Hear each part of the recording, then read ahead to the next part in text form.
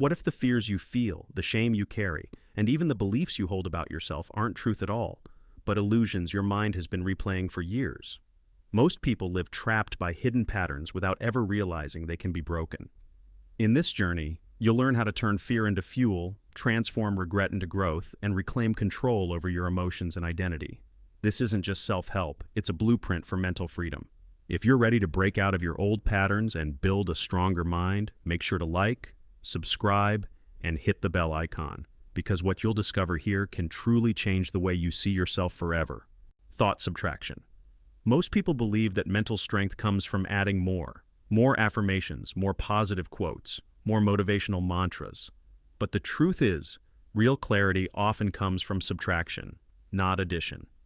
Thought subtraction is the art of deliberately removing the thoughts that weigh you down, instead of constantly trying to layer over them with forced positivity. Imagine your mind like a crowded room filled with people shouting different things at once. Some voices are worries, others are regrets, some are fears, and some are memories you keep replaying. No matter how much positivity you try to add, the noise remains. Thought subtraction is about gently escorting those voices out one by one until the room is quiet again. The average person has between 60,000 and 80,000 thoughts a day, and most of them are repetitive loops of doubt, fear, or unnecessary noise. Instead of letting these thoughts run wild, you begin to notice them, question them, and then release them without replacing them with new clutter. It's like pulling weeds from a garden instead of trying to plant flowers over them. Each thought that doesn't serve you is identified, acknowledged, and allowed to dissolve. At first, this process feels strange because we are conditioned to believe we need constant mental chatter to feel alive. But slowly, as the chatter thins, a different kind of strength emerges. When you practice thought subtraction, you learn that your value doesn't come from how much you think, but from how clearly you can see. The silence that follows subtraction isn't emptiness, it's space. Space for peace, for clarity, for authentic direction. The paradox is that by removing thoughts, you gain control. Instead of being chosen by your thoughts, you begin choosing which thoughts deserve your attention. And in that stillness, you discover that your natural state has always. Reverse visualization. Most people are taught to use visualization by imagining their dreams vividly, seeing the promotion, the perfect relationship, or the big win as if it's already real. While this can create motivation, it often leaves people unprepared for what they fear the most: failure. Reverse visualization flips this idea completely. Instead of only picturing the best outcome, it asks you to deliberately imagine the worst one. At first, this may sound negative, but the purpose isn't to scare you. It's to strip fear of its power. The human brain struggles to tell the difference between what's vividly imagined and what's actually real. That's why daydreaming about success can inspire confidence, but it's also why anxiety feels so overwhelming, because unexamined fears feel real, even when they're only shadows. By rehearsing failure in detail, you shine a light on those shadows. You walk yourself through rejection, embarrassment, and loss in your imagination, not to punish yourself, but to remind your brain that even in the worst-case scenario, you survive. Something powerful happens when you practice this regularly. Instead of spiraling when fear shows up, your mind begins to calm. What was once vague and terrifying becomes something defined, containable, and manageable. It's no longer an endless unknown. It's just another scenario, one you've already rehearsed. Your brain stops treating failure like a monster and starts treating it like a script you've already read. The fear loses its grip, and your resilience grows. Most people don't actually fear failure itself. They fear the mystery of it. They fear not knowing what will happen or how they will handle it. Reverse visualization removes that mystery. By imagining yourself stumbling and still standing back up, you weaken fear's hold. You begin to realize that failure is rarely as devastating as your mind makes it. Emotional reframing loop. Emotions can feel like chains: anxiety, fear, doubt, shame, each pulling you in directions you don't want to go. Most people try to resist or suppress these emotions, thinking that strength means not feeling them at all. But the truth is, emotions themselves are not the enemy. It's the meaning we attach to them. The emotional reframing loop is about taking those raw feelings and reshaping them into something useful. Instead of saying, "I'm nervous," you begin saying, "I'm ready." Instead of labeling fear as weakness, you learn to see it as energy, a signal that something important is about to happen. This isn't about lying to yourself or pretending you're fearless. It's about deliberately translating your emotions into fuel rather than friction. The real power of this technique lies in repetition. At first, it may feel forced. Saying, "this is energy," when your chest is tight with anxiety, feels unnatural. But with practice, the brain starts to adapt. Every time you reframe, you create a loop, a cycle that strengthens new connections in your mind. Eventually, fear doesn't trigger panic. It triggers preparation. Doubt doesn't freeze you. It makes you focus harder. The loop becomes automatic, and your emotional wiring changes. What makes this practice so life-changing is that it flips the order of action and emotion. Most people wait to feel confident before they take action, but the emotional reframing loop teaches the opposite.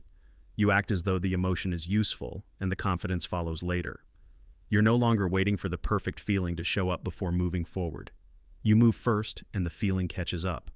Over time, this shift creates a powerful identity change. You stop being someone who runs from emotion, and you become someone who can speak its language, bend it, and use it as a tool for mastery. Mental time collapse. One of the biggest reasons people stay stuck is because they keep their future self far away. They imagine success, confidence, and mastery as something that belongs to someday, a distant version of themselves who will finally get it right.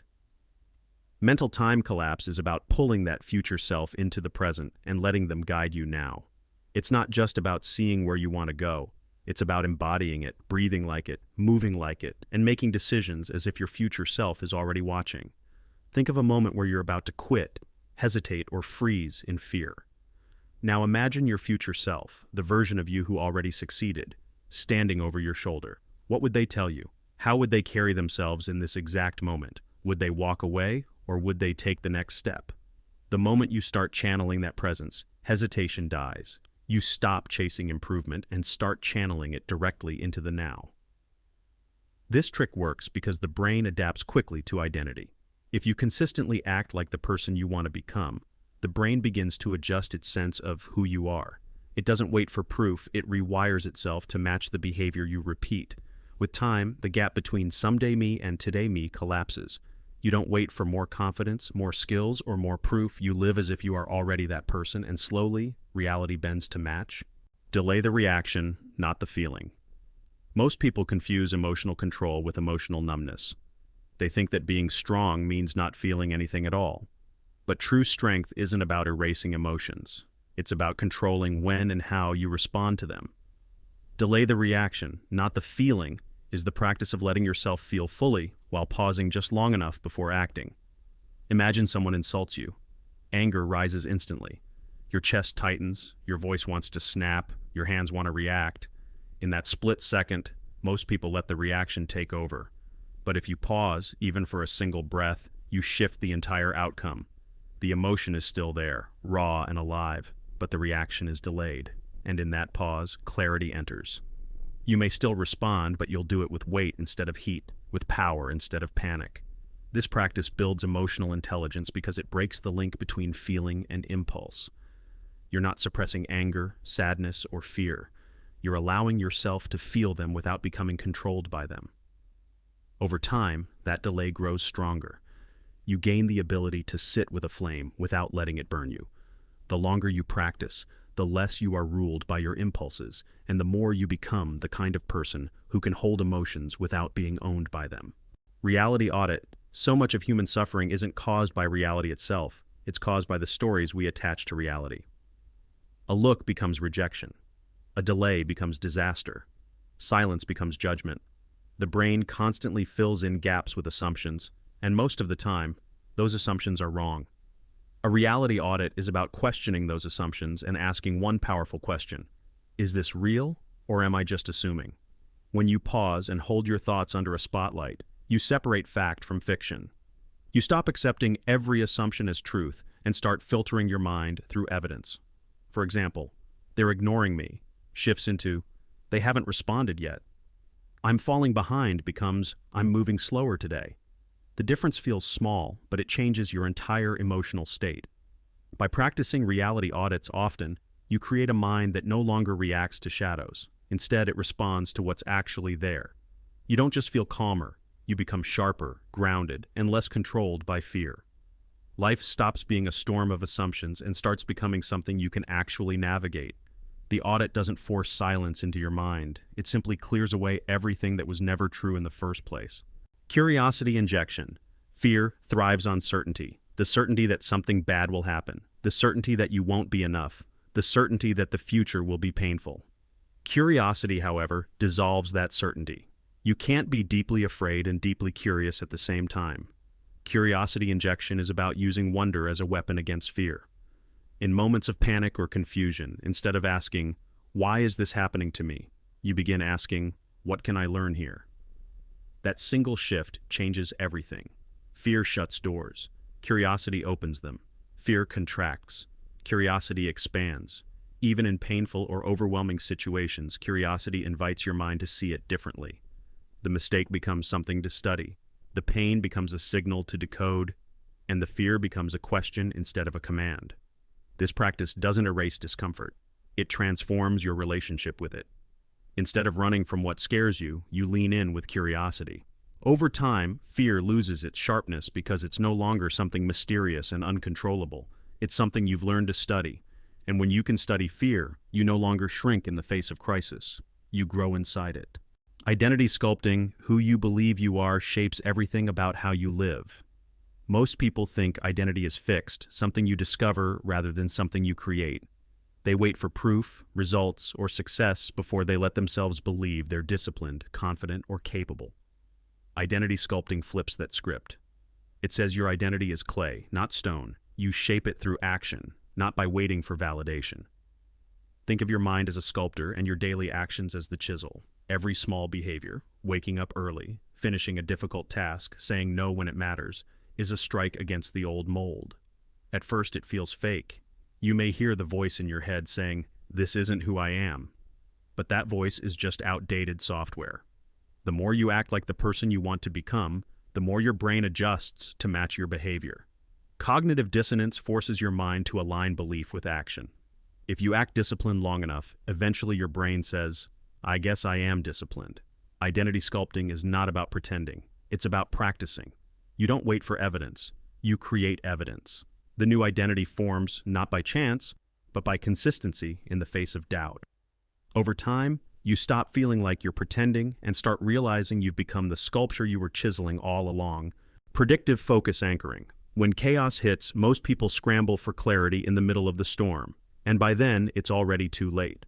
Predictive focus anchoring is about preparing your mind in advance, choosing the truth you'll cling to when everything falls apart. It's like planting a stake in the ground before the winds blow, so you have something to hold on to when the storm comes. The practice starts with a simple question: when I'm triggered, what will I return to?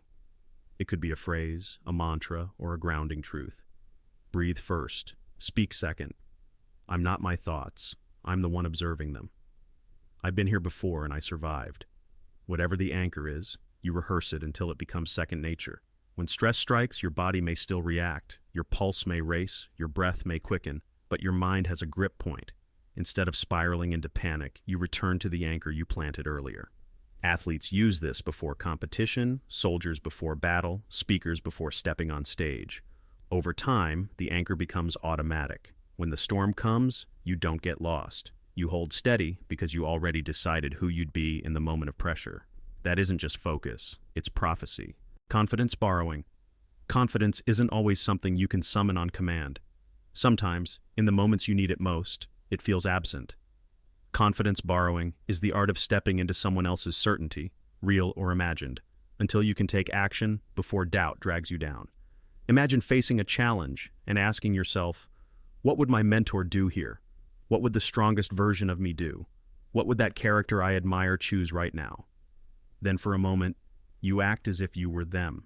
You borrow their posture, their decisiveness, their tone. The brain doesn't stop to check whether it's truly you. It simply follows the state you've embodied. Confidence isn't a permanent trait. It's a temporary state, and states can be transferred. Borrowing confidence leverages the brain's mirror system, the same mechanism that makes yawns contagious or causes you to flinch when someone else gets hurt. When you step into someone else's certainty, even for a moment, your body responds as if it were your own. And sometimes all it takes is one borrowed moment of courage to act. After that, you no longer need to borrow. You've become the kind of person others could borrow from. Mental rehearsal. Override. The mind is constantly rehearsing, whether you realize it or not. Most people rehearse disaster. They imagine arguments that haven't happened, failures that might come, and worst-case scenarios that play on repeat. The more you rehearse failure, the more real it feels. Mental rehearsal override is the art of taking control of that simulator and redirecting it toward possibility. This isn't about toxic positivity or fantasy. It's about deliberately walking your mind through how things could go right. Instead of picturing your voice shaking, you imagine it steady. Instead of seeing yourself freeze, you see yourself moving forward. You practice success in such vivid detail that your brain starts to treat it as familiar. The science behind this is powerful. The brain doesn't fully distinguish between a vividly imagined scenario and reality. That's why athletes rehearse movements in their heads and still improve performance. When you practice success mentally, you lay down new neural pathways. You build familiarity with calm, control, and strength before you ever step into the real moment. Over time, the override becomes automatic. Your mind stops rehearsing doom and starts rehearsing discipline. And when the real test comes, you don't walk in as a stranger. You walk in as if you've been there before, because in a very real way, you have micro-momentum activation. When most people think of progress, they imagine giant leaps, finishing a project, transforming their body, building a business, or changing their life overnight. But the truth is, the mind resists big leaps. The bigger the task, the more intimidating it feels, and the more likely you are to freeze before even beginning. Micro-momentum activation is the antidote to this paralysis. It's about breaking the mountain into grains of sand, taking the tiniest possible step, and using that step to trick your brain into motion. The human brain is wired to conserve energy. Starting something feels harder than continuing it, because the mind tries to avoid unnecessary effort. That's why procrastination feels so powerful. It's not laziness, it's the brain defending energy reserves. Micro-momentum hacks this system by lowering the barrier to action so small that resistance has no excuse. Instead of saying, I need to run 5 miles, you say, I'll just put on my shoes. Instead of, I must finish writing this chapter, you say, I'll write one messy sentence. The task becomes so easy, so bite-sized, that starting feels effortless, and once you start, everything changes. A strange shift happens in the brain. Motion begins to create motivation. Neurochemicals like dopamine start to drip not from finishing, but from simply beginning. Your body and mind adjust their state to match the action. Suddenly, the small step leads to another, and then another, until momentum takes over. You no longer rely on willpower or discipline alone. Your biology begins to push you forward. The magic of micro-momentum is that it doesn't just help you finish one task. It rewires your identity. Each small action becomes proof that you are not frozen, that you are capable, that you can move even in chaos. Over time, these micro steps accumulate into habits, and habits shape identity. High-stakes imagination. Most people imagine their goals in soft tones. They picture success as something light and comfortable, winning the race, getting the promotion, finishing the book.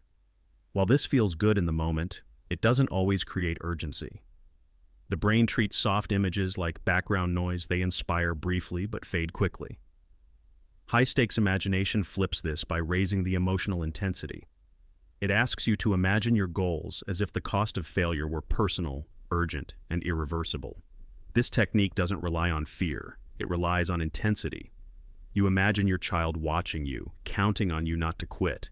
You imagine someone you love depending on your persistence. You imagine what it would mean if you walked away today, not in theory, but in consequences that matter to your heart. Suddenly the task is no longer casual. It's a mission. It carries weight, meaning, and pressure that feels too sharp to ignore. The human brain responds to stakes the way it responds to survival. When something feels like life or death, even if it's only imagined, it eliminates distractions and sharpens focus. That's why adrenaline spikes during a nightmare, even though you're safe in bed. High-stakes imagination uses this same system but points it at your goals. Instead of waiting for an external crisis to force you into action, you create that intensity internally. Used correctly, this doesn't burn you out. It wakes you up. It teaches your brain that procrastination is not harmless and that comfort has a cost. By visualizing the loss tied to inaction, you generate urgency without needing outside pressure. And when urgency rises, laziness loses its grip. The key is balance. High-stakes imagination is not about living in constant panic. It's about deliberately summoning intensity when you need it most, before a big decision, before an important task, when Discomfort calibration. Most people treat discomfort like a stop sign. The moment they feel stress, awkwardness, or pain, they back away. But discomfort isn't the enemy. It's feedback, a signal that you're brushing against your limits. Discomfort calibration is the practice of gradually adjusting your nervous system to see pain not as danger, but as training. Instead of fleeing from it, you measure it, work with it, and expand your capacity to hold it. Think of discomfort as a dial, not a wall. Most people keep that dial on the lowest setting, avoiding silence, avoiding rejection, avoiding challenge. The result is a fragile mind that breaks easily under pressure. But when you begin to calibrate discomfort, you turn that dial up little by little. You find your edge. Maybe it's speaking up when your voice wants to stay quiet, holding silence when your nerves scream to fill it, or staying in a cold shower for one more breath. You don't dive into extremes all at once, you inch into them. And each time you survive what felt unbearable, your brain learns something profound. I can handle more than I thought. Over time, what once felt overwhelming becomes normal. The cold becomes focus. The silence becomes power. The fear before a hard conversation becomes energy instead of panic. This process rewires your relationship with pain. Instead of interpreting it as a signal to retreat, you begin to see it as a marker of growth. Just like muscles strengthen through resistance, the mind strengthens through measured discomfort. The brilliance of this technique lies in its precision. You're not throwing yourself into chaos recklessly. You're measuring, testing, and expanding in controlled doses. This keeps your nervous system engaged but not destroyed. With each calibration, your threshold grows. That awkward moment no longer makes you flinch. That pressure no longer breaks you. Slowly, hyper-context switching. Your mind is like a stage, and every task you take on is an actor stepping into the spotlight. Normally, you switch context slowly, shifting from work to rest, from focus to distraction, from one role to another. But in today's world, the stage is chaotic. Notifications, obligations, and constant pressure yank different actors onto the stage at once. This is where hyper-context switching becomes both a danger and a skill. Used unconsciously, it scatters your focus and drains your energy. Used deliberately, it becomes a tool to sharpen adaptability. The danger of unconscious switching is that it fragments your attention. Your brain takes minutes to fully adjust to a new task, but when you bounce every few seconds, you never give it time to go deep. It's like planting seeds but uprooting them before they grow roots. This is why so many people feel exhausted after a day of doing nothing important. Their attention was sliced into fragments, leaving them drained but unfulfilled. Hyper-context switching as a discipline works differently. Instead of being pulled by distractions, you train yourself to command your own transitions. You deliberately shift gears quickly, testing your brain's ability to reset on command. For example, you might spend 10 focused minutes writing, then instantly stand, breathe, and shift into a completely different mental state for another task. By practicing rapid transitions intentionally, you train your nervous system to move without lingering. The wasted lag time between tasks begins to shrink. This isn't about rushing. It's about control. It's about teaching your mind to treat each switch as a deliberate performance, not a chaotic reaction. When you master this, you gain an advantage most people never touch. You can be fully present in whatever you're doing, no matter how quickly the stage changes, meetings, creative work. Reaction distance expansion. Most people live in a narrow gap between stimulus and response. Something happens, someone criticizes them, a challenge appears, fear rises, and they react almost instantly. That tiny distance between the trigger and the response is where impulsive choices are born. It's where regret takes root, where anger spills over, where fear locks you in place. Reaction distance expansion is about stretching that gap, training yourself to create more space between what happens to you and how you choose to respond. Imagine a rubber band being pulled tight. At first, the tension snaps instantly. You feel anger, and you lash out. You feel doubt, and you quit. But with practice, you begin to stretch that band further. The same trigger comes, but instead of collapsing into it, you create space to breathe, to observe, to question. The trigger is still sharp, but your reaction slows. You stop being a puppet to your emotions and start being the conductor of your response. This practice begins with awareness. You notice the moment when heat rises in your chest, when your voice wants to break, when panic whispers for you to run. Instead of obeying, you pause, maybe just for one breath at first. That breath is the start of expansion. Over time, you learn to stretch that pause longer, not by suppressing emotion, but by letting it exist without letting it own you. You watch it move through your body like a wave instead of letting it drown you. The more you expand reaction distance, the more powerful you become. Stress no longer hijacks your decision-making. Anger doesn't explode instantly. It waits for you to decide what to do with it. Fear doesn't paralyze you. It signals caution without shutting you down. You begin to realize that the real strength isn't in never being triggered, but in being unshakable when triggered. In practical life, this shift is monumental. Argue. Inner narrator rewriting. Every person carries an inner narrator, the voice in the mind that interprets, judges, and explains everything that happens. Sometimes it sounds supportive, but for most people, it's critical, harsh, and unrelenting. It tells you you're not ready, you're not good enough, you'll embarrass yourself, you'll fail. And because it's inside your own head, it feels like truth. But here's the reality. Your inner narrator is not a reflection of who you are. It's a script written over years by experiences, fears, and voices from the past. Inner narrator rewriting is the practice of taking back the pen and editing that script until it serves you instead of sabotages you. Think of the narrator as background music in a movie. If the soundtrack is tense, even an ordinary scene feels threatening. If the soundtrack is hopeful, the same scene feels inspiring. The narrator doesn't change reality, it changes the meaning of reality. And most of the time, people are living their lives to the wrong soundtrack. By consciously rewriting the voice, you begin to direct the tone of your life instead of letting it be dictated by old programming. Rewriting doesn't mean blindly forcing positivity. If your narrator always says, "You're going to fail," simply replacing it with "I'll succeed no matter what" may feel fake.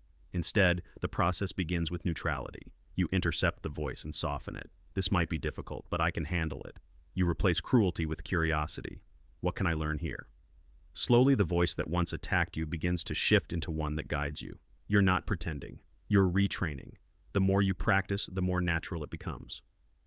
Over time, you notice patterns. The narrator gets loud when you're tired, when you're vulnerable, when you step into the unknown. Instead of believing it, you begin to anticipate it. You realize a mental cold exposure, step into freezing water, and your body reacts instantly. Your breath shortens, your chest tightens, your mind screams to escape. It feels unbearable, but if you stay just long enough, something shifts. The body adjusts, the panic fades, and you realize you can hold more than you thought. Mental cold exposure follows this exact principle, but instead of training your body in icy water, you train your mind in uncomfortable states. It is the practice of deliberately placing your thoughts in spaces of discomfort until your nervous system adapts and your tolerance expands. Most people spend their lives avoiding mental cold. They dodge silence because it forces them to hear their inner critic. They avoid rejection because it threatens their ego. They resist boredom because it exposes their restless craving for stimulation. But every time you avoid discomfort, your mind becomes more fragile. The things you run from gain more power. The cold gets colder. Mental cold exposure flips this avoidance by teaching you to enter discomfort willingly and stay long enough to build strength. This doesn't mean drowning yourself in fear. It means controlled immersion. You don't throw yourself into the deepest waters on day one. You start small, sitting with silence for 5 minutes, enduring rejection without chasing validation, letting yourself feel anxiety without rushing to distract it away. At first, your mind thrashes like the body in ice water, but the longer you sit, the more it calms. Slowly, the intensity lowers, and what once felt unbearable begins to feel manageable. The hidden gift of this practice is emotional resilience. When you expose yourself to mental cold on purpose, life's unexpected storms stop breaking you. If you've practiced holding fear, then fear no longer dictates your decisions. If you've practiced sitting with boredom, distraction loses its controlled paranoia filter. Paranoia is usually seen as destructive. It's the voice that whispers worst-case scenarios in your ear, the constant suspicion that something will go wrong, that people are against you, that danger is hiding around every corner. Left unchecked, it corrodes trust, breeds anxiety, and traps you in endless loops of doubt. But paranoia, when filtered and controlled, can become something powerful. Controlled paranoia filter is the practice of taking the raw alertness of paranoia and channeling it into awareness, strategy, and preparation, without letting it poison your peace. The truth is, paranoia is just heightened sensitivity. It's the brain scanning for threats, anticipating problems, and refusing to be blindsided. While excessive paranoia makes life unbearable, a filtered version can sharpen perception. Think of it like caffeine. Too much leaves you jittery and restless, but in the right dose, it wakes you up and sharpens your edge. Controlled paranoia operates the same way. It keeps you alert without letting fear dominate you. Here's how it works. Instead of letting paranoid thoughts spiral endlessly, they must hate me. This will definitely fail. Everyone is against me.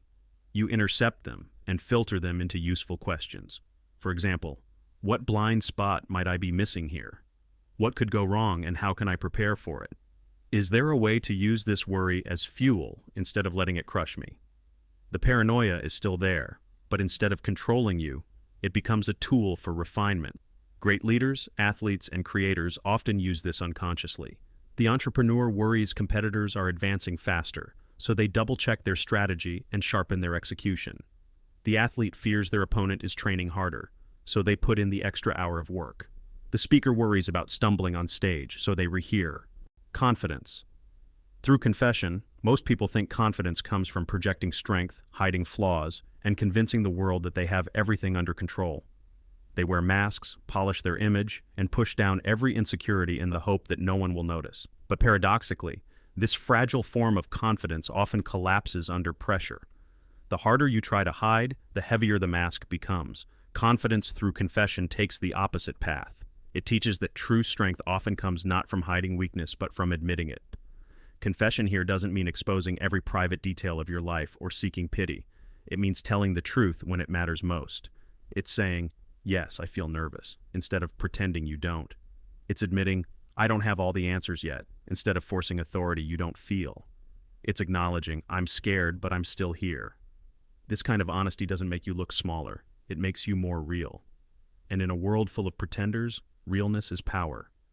The psychology behind this is simple. When you confess, you remove the weapon fear holds against you. Fear thrives on secrecy. It whispers, if they find out, they'll judge you. If they see the cracks, they'll leave. But once you confess, the secret is gone. There's nothing left for fear to threaten you with. The chains loosen, the pressure drops, and suddenly you're free to act without the burden of pretending. Think of a public speaker who begins by saying, I'm nervous to be here, but I care about this message. Instantly, the room softens. The audience doesn't judge, they connect. Or imagine a leader telling their team, I don't have all the solutions, but I believe we'll figure it out together. That vulnerability doesn't weaken trust. It strengthens it because it shows courage in admitting imperfection. People don't bond with perfect. Time scarcity simulation. One of the biggest lies we live under is that we have endless time. We plan our lives as if tomorrow is guaranteed, as if the people we love will always be here, as if opportunities will always circle back. Because of this illusion of abundance, we procrastinate, we delay, we waste hours scrolling or waiting for the right time. Time scarcity simulation is about breaking that illusion.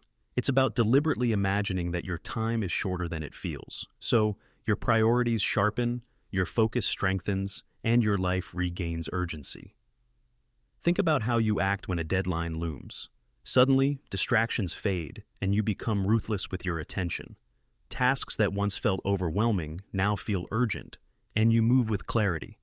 This is what the brain does under pressure. It filters out noise. Time scarcity simulation gives you this filter every day, not just when deadlines are imposed by others. It's a mental exercise of imagining your time as limited.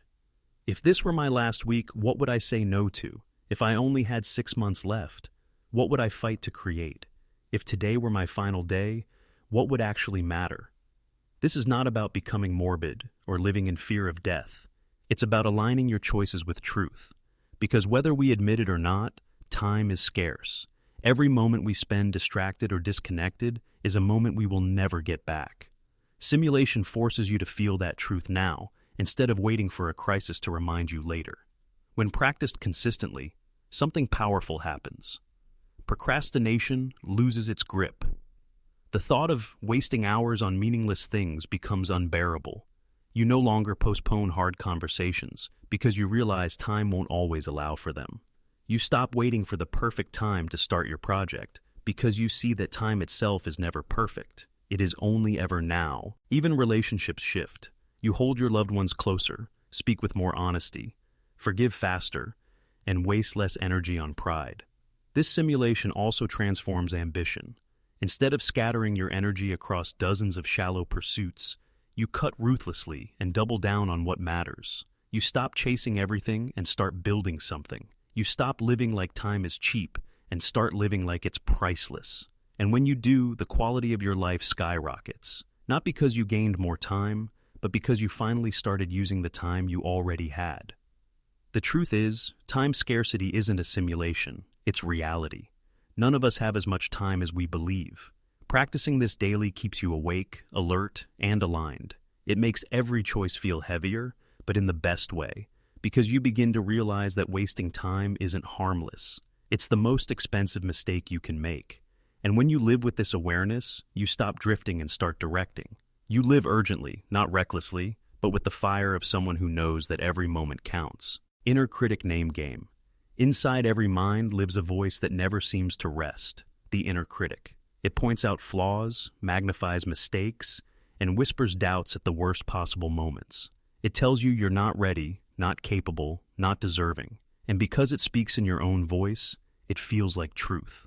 Left unchecked, this critic can sabotage progress, drain confidence, and keep you trapped in cycles of hesitation.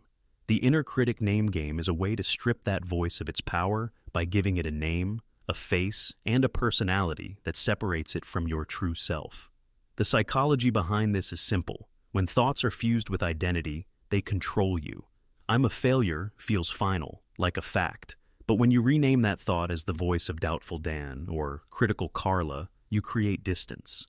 It's no longer you speaking, it's just a character, a leftover echo of old fears, maybe even a distorted version of authority figures from your past.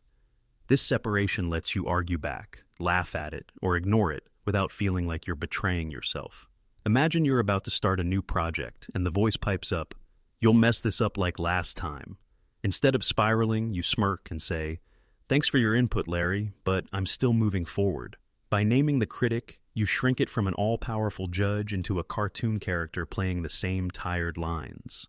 Over time, what once felt like heavy chains starts to feel like background noise.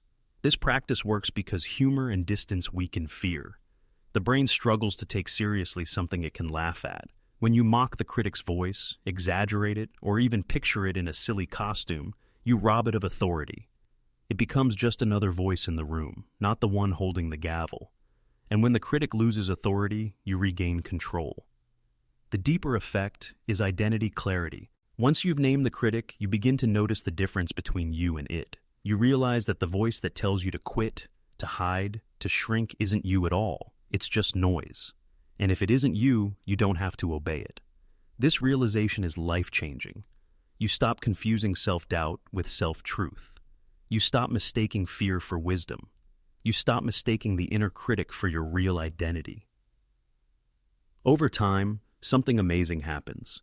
The critic doesn't disappear, but it loses its bite. You no longer waste energy wrestling with it because you see it for what it is, a repetitive character stuck in a script you've outgrown. Instead of being a cage, it becomes a reminder of how far you've come. And in that moment, you realize the critic was never meant to be silenced. It was meant to be named, laughed at, and left behind. That's the power of the inner critic name game, transforming your harshest enemy into nothing more than a background character in the story you're now writing. Reverse gratitude technique. When people talk about gratitude, they usually mean listing what they already have: the home, the food, the friends, the small daily blessings. Traditional gratitude focuses on the present, anchoring you in what's good right now. And while this practice is powerful, it can sometimes become mechanical, just repeating the same list without feeling its weight. The reverse gratitude technique flips the perspective. Instead of only noticing what you have, you imagine what life would feel like if those things were suddenly gone. By visualizing loss, you reignite appreciation. Think of the people closest to you. Now imagine, just for a moment, that they were no longer here. Imagine waking up tomorrow and not being able to speak to them, laugh with them, or see them. Instantly, your heart aches, and in that ache, gratitude wakes up. The coffee you drink every morning, the bed you sleep in, the ability to walk, breathe, and think. When you imagine these vanishing, even for seconds, they regain their power. What was ordinary becomes extraordinary again. The psychology here is profound. The brain gets bored with repetition. Over time, blessings become invisible. We stop noticing them because they blend into routine. By practicing reverse gratitude, you disrupt that invisibility. You jolt the brain awake by confronting the possibility of loss. It's not about becoming depressed. It's about deepening presence. The fear of absence makes the current presence glow brighter. This technique also sharpens priorities. When you imagine losing something, you suddenly see its real value. Petty arguments with loved ones lose their sting because you remember how fragile their presence truly is. Delaying your dreams feels unbearable because you recognize that time is not infinite. Reverse gratitude injects urgency into love, action, and living. It reminds you that nothing, G, is guaranteed, and that is what makes it sacred. Over time, practicing this rewires how you move through the world. Ordinary moments begin to carry extraordinary weight. A laugh at dinner, a simple walk, a quiet evening, all become treasures, not because they changed, but because you did. Instead of living in autopilot, you begin to live awake, seeing every moment as fragile and priceless. The beauty of reverse gratitude is that it doesn't just make you appreciate life, it makes you participate in it. You don't just think, I'm grateful. You act differently. You speak softer, love harder, forgive faster, and waste less. You live like someone who knows that nothing is permanent, and therefore, everything is precious. And when you live this way, life doesn't just feel fuller, it becomes fuller, because you finally recognize the miracle hiding in plain sight. Mirror neuron triggering. Human beings are wired for connection in ways we often overlook. Deep inside the brain are mirror neurons, cells that activate not only when you perform an action, but also when you watch someone else perform it. This is why you wince when you see someone stub their toe, why you yawn when someone else yawns, and why emotions spread so quickly in groups. Mirror neuron triggering is about using this built-in system to influence your own state and the states of those around you. Most people experience this unconsciously. They walk into a room full of anxious people and feel their own chest tighten. They watch someone confident on stage and suddenly feel braver themselves. But once you understand mirror neurons, you stop being a passive receiver and start becoming an intentional sender. You realize that your posture, tone, and energy are contagious, and that by choosing them carefully, you can shift not only how others feel, but how you feel yourself. For example, if you enter a stressful situation and deliberately slow your breathing, speak with calm rhythm, and hold steady eye contact, others will begin to mirror that stability without realizing it. And as they calm, the mirror bounces back. You feel calmer too. The cycle reinforces itself. On the flip side, if you want to boost energy, you can deliberately smile, gesture broadly, and project excitement. Others will catch it, amplify it, and return it until the whole environment changes. But this doesn't just work outwardly, it works inwardly. You can use mirror neurons to hack your own state by immersing yourself in the presence of those who embody what you want. Surround yourself with disciplined people, and your brain begins to mirror discipline. Watch someone move with courage, and your nervous system rehearses courage too. This is why mentors, communities, and role models are so powerful. They literally shape the wiring of your brain. Over time, practicing mirror neuron triggering makes you more intentional about the energy you bring into every room. You stop waiting for the mood to set itself, and you start setting it. You become the emotional thermostat instead of the emotional sponge. And the more you do this, the more control you gain over your own state, because the fastest way to feel the way you want isn't to wait for inspiration, but to project it until your brain catches up. Second brain consult, your mind is powerful, but it is also noisy. It spins, loops, and repeats, often recycling the same fears and doubts over and over. Sometimes, when you're stuck in that noise, clarity feels impossible. This is where the idea of a second brain comes in, not as science fiction, but as a deliberate practice. A second brain is an external system you create outside of your head to store, process, and reflect your thoughts back to you with more clarity than your internal chatter ever could. Second brain consult means that instead of fighting with the chaos inside your mind, you consult your external system as though it were a trusted advisor.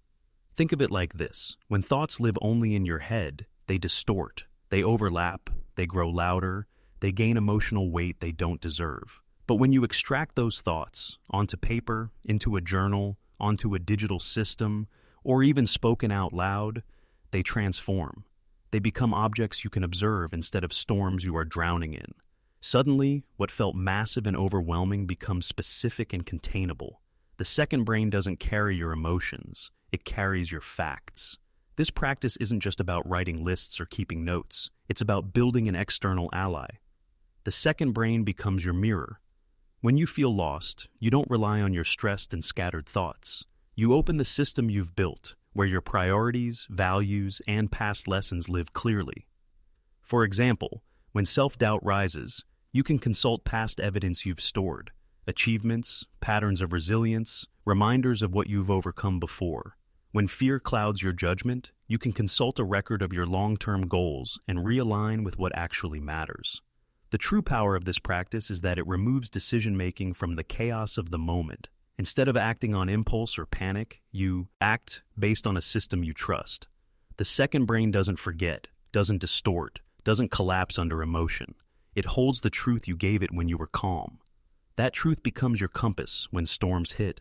Over time, consulting your second brain rewires your identity. You begin to see yourself as someone grounded, organized, and clear. Not because your head is always calm, but because you no longer depend on your head alone. You've built an external ally that catches what you drop, remembers what you forget, and anchors you when you drift. This doesn't make you weaker, it makes you stronger, because your mind is no longer a fragile container. It is supported, extended, and strengthened by the second brain you've built. Ultimately, the second brain consult is about respect, respecting your own limitations and choosing not to fight against them, but to work with them. It is a reminder that you don't have to carry everything inside your head, and that clarity is often just one externalized thought away. When you learn to consult your second brain consistently, life becomes lighter, decisions become sharper, and your internal chaos begins to dissolve, because you finally realize you were never meant to do all of this in your head alone. Ego suspension drill. The ego is both armor and prison. It protects us from humiliation, but it also cages us in fear of appearing weak, wrong, or vulnerable. Most people live as servants to their ego without realizing it, arguing when silence would serve them, defending when they don't need to, rejecting opportunities because they're afraid of being seen as a beginner. The ego suspension drill is about deliberately setting the ego aside, temporarily stepping out of its grip, and practicing freedom from its constant demands. Suspending the ego doesn't mean destroying it, because ego, in small doses, keeps us alive. It helps us protect ourselves and gives us a sense of individuality. But when it runs unchecked, it distorts reality. It whispers, "Don't admit you don't know. Don't risk looking foolish. Don't try unless you can guarantee victory." These whispers kill growth before it even begins. The drill is a way of practicing life without those whispers ruling your choices. Here's how it works. You put yourself into situations where your ego would normally panic, asking questions that might sound stupid, trying something new badly in public, admitting when you're wrong without excuses. In the beginning, it feels unbearable, because your ego equates exposure with death. But the longer you stay in it, the more you realize the world doesn't collapse. People respect honesty. Failure passes quickly. The embarrassment you feared vanishes faster than you imagined.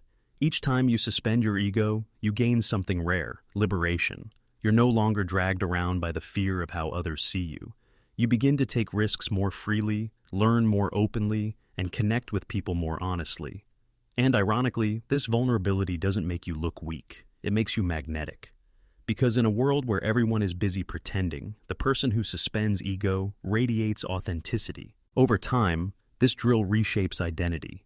You stop defining yourself by how flawless you appear and start defining yourself by how deeply you live.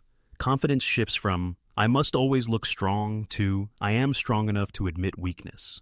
That shift creates resilience no mask can match. The ego isn't eliminated, it's mastered. And mastery means you can put it on when needed, and set it down when it's in the way. Cognitive decoupling. The mind is a storyteller. It's constantly weaving narratives, interpreting events, and attaching meaning to every little thing. But often those stories aren't accurate. You text someone and they don't reply, so the story becomes, they don't respect me. You make a mistake at work, and the story becomes, I'm incompetent. This automatic fusion of events and meaning is what makes emotions overwhelming. Cognitive decoupling is the practice of separating the raw event from the story your mind attaches to it, creating space between reality and interpretation. At its core, decoupling is about stepping back. When something triggers you, instead of saying, this is bad, or this is about me, you pause and label it for what it is. Just data. A delay is a delay, not a rejection. A mistake is a mistake, not a death sentence.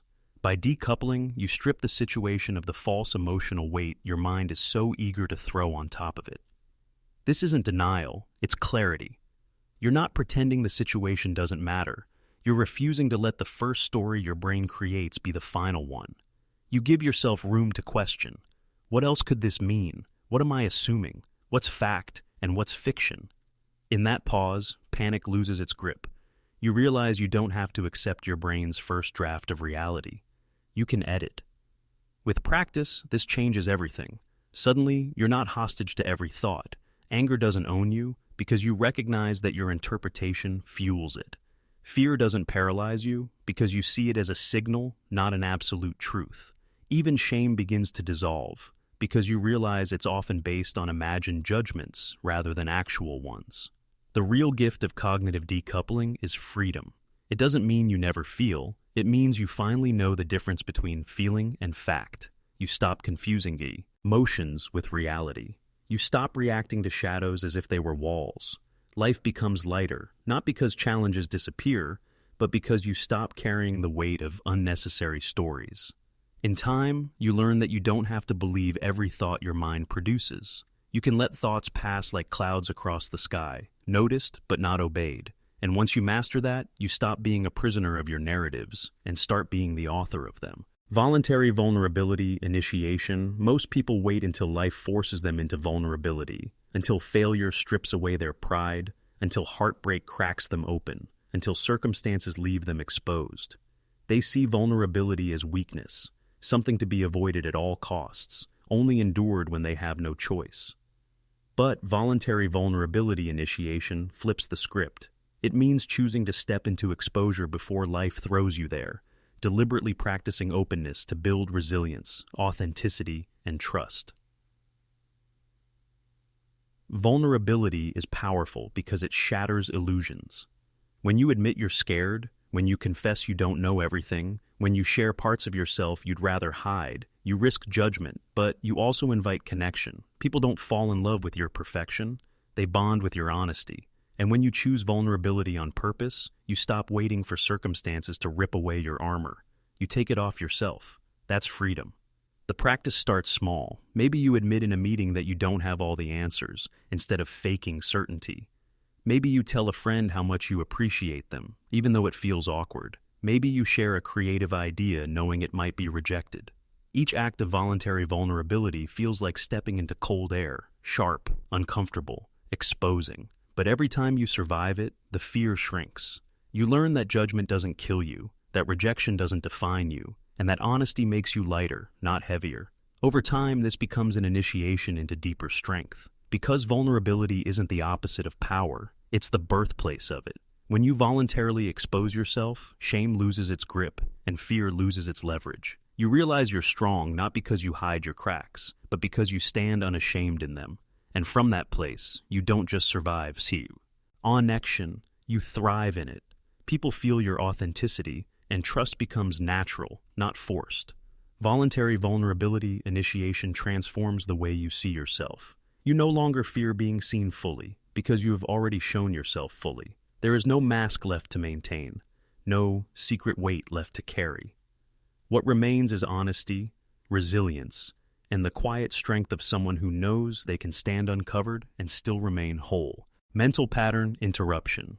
The mind loves loops. It replays the same fears, the same doubts, the same arguments again and again until they become grooves in your brain. These patterns feel automatic, Anxiety kicks in at the same triggers. Anger rises at the same words. Procrastination shows up at the same tasks. Left alone, these loops can trap you for years. Mental pattern interruption is the practice of breaking those loops on purpose, injecting disruption into the system so your brain stops running the same script. Think of it like scratching a record. A song stuck on repeat keeps playing until you interrupt it. With the mind, interruption can be as simple as standing up suddenly, clapping your hands, shouting a word, or taking a cold shower when the spiral begins. The jolt breaks the flow. It snaps your brain out of autopilot and forces it to reset. In that gap, you have a chance to choose something different. This practice is especially powerful with destructive emotions. Imagine anger rising. You feel the same script beginning. Clench, shout, attack. Instead of letting it play, you interrupt it. Take a walk, splash water on your face, even say something absurd out loud to break the rhythm. It feels silly at first, but silliness itself is powerful. It hijacks the seriousness of the loop and dissolves its grip. Over time, mental pattern interruption becomes more refined. You don't just break loops, you replace them. Once the pattern is paused, you insert a new action, a healthier script. Anxiety spiral? Interrupt, then breathe deeply. Negative self-talk? Interrupt, then reframe with a neutral or empowering statement. Procrastination? Interrupt, then take one micro step. Slowly, the old grooves weaken and new ones form. The beauty of this technique is that it proves you're not at the mercy of your patterns. You're not a machine stuck in its programming. You're the operator. You can scratch the record, stop the loop, and play a new track. And the more you practice, the faster you catch the loops as they begin, until eventually, you live less in repetition and more in choice. Mental pattern interruption is a rebellion. It's a declaration that just because your brain has always reacted one way doesn't mean it always will. You can cut the loop. You can rewrite the script. And in that interruption, you find the freedom to live differently. Fear familiarization ritual. Fear thrives on unfamiliarity. The reason it feels so overwhelming isn't always because the danger is real. It's because the brain interprets uncertainty as threat. That's why stepping on stage feels terrifying, why starting a new project feels paralyzing, why having a difficult conversation feels unbearable. The unknown magnifies fear. Fear familiarization ritual is the practice of repeatedly exposing yourself to controlled doses of fear until your nervous system adapts, and the once terrifying becomes tolerable, even normal. Think of how firemen train. They don't wait for a real burning building to figure out if they can handle smoke and flames. They practice in controlled environments again and again, so that when the chaos comes, their bodies and minds don't freeze. The same applies to your personal fears. If public speaking terrifies you, practice speaking in front of a mirror, then to a small group, then to a bigger one. If rejection haunts you, deliberately put yourself in situations where no is a possibility, until no loses its sting. At first, this ritual feels unbearable. The body shakes, the chest tightens, the inner critic screams. But repetition creates desensitization. What once felt life-threatening begins to feel manageable. The fear doesn't vanish, it shrinks. It turns from a tidal wave into a ripple, something you can step into without drowning. Over time, this ritual rewires your identity. You stop seeing yourself as someone who avoids fear, and start seeing yourself as someone who walks into fear on purpose. That shift is massive. It changes how you approach challenges, relationships, and opportunities.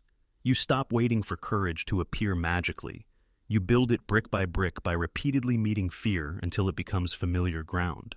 And here's the paradox. The more you practice fear familiarization, the less fear runs your life. Fear stops being a cage and becomes a compass. It points toward the areas that matter most, because the things you fear most are often the ones that hold the greatest growth. By ritualizing your approach to fear, you transform it from an enemy into a guide. You no longer ask, how can I avoid fear? But instead, how can I train with it today?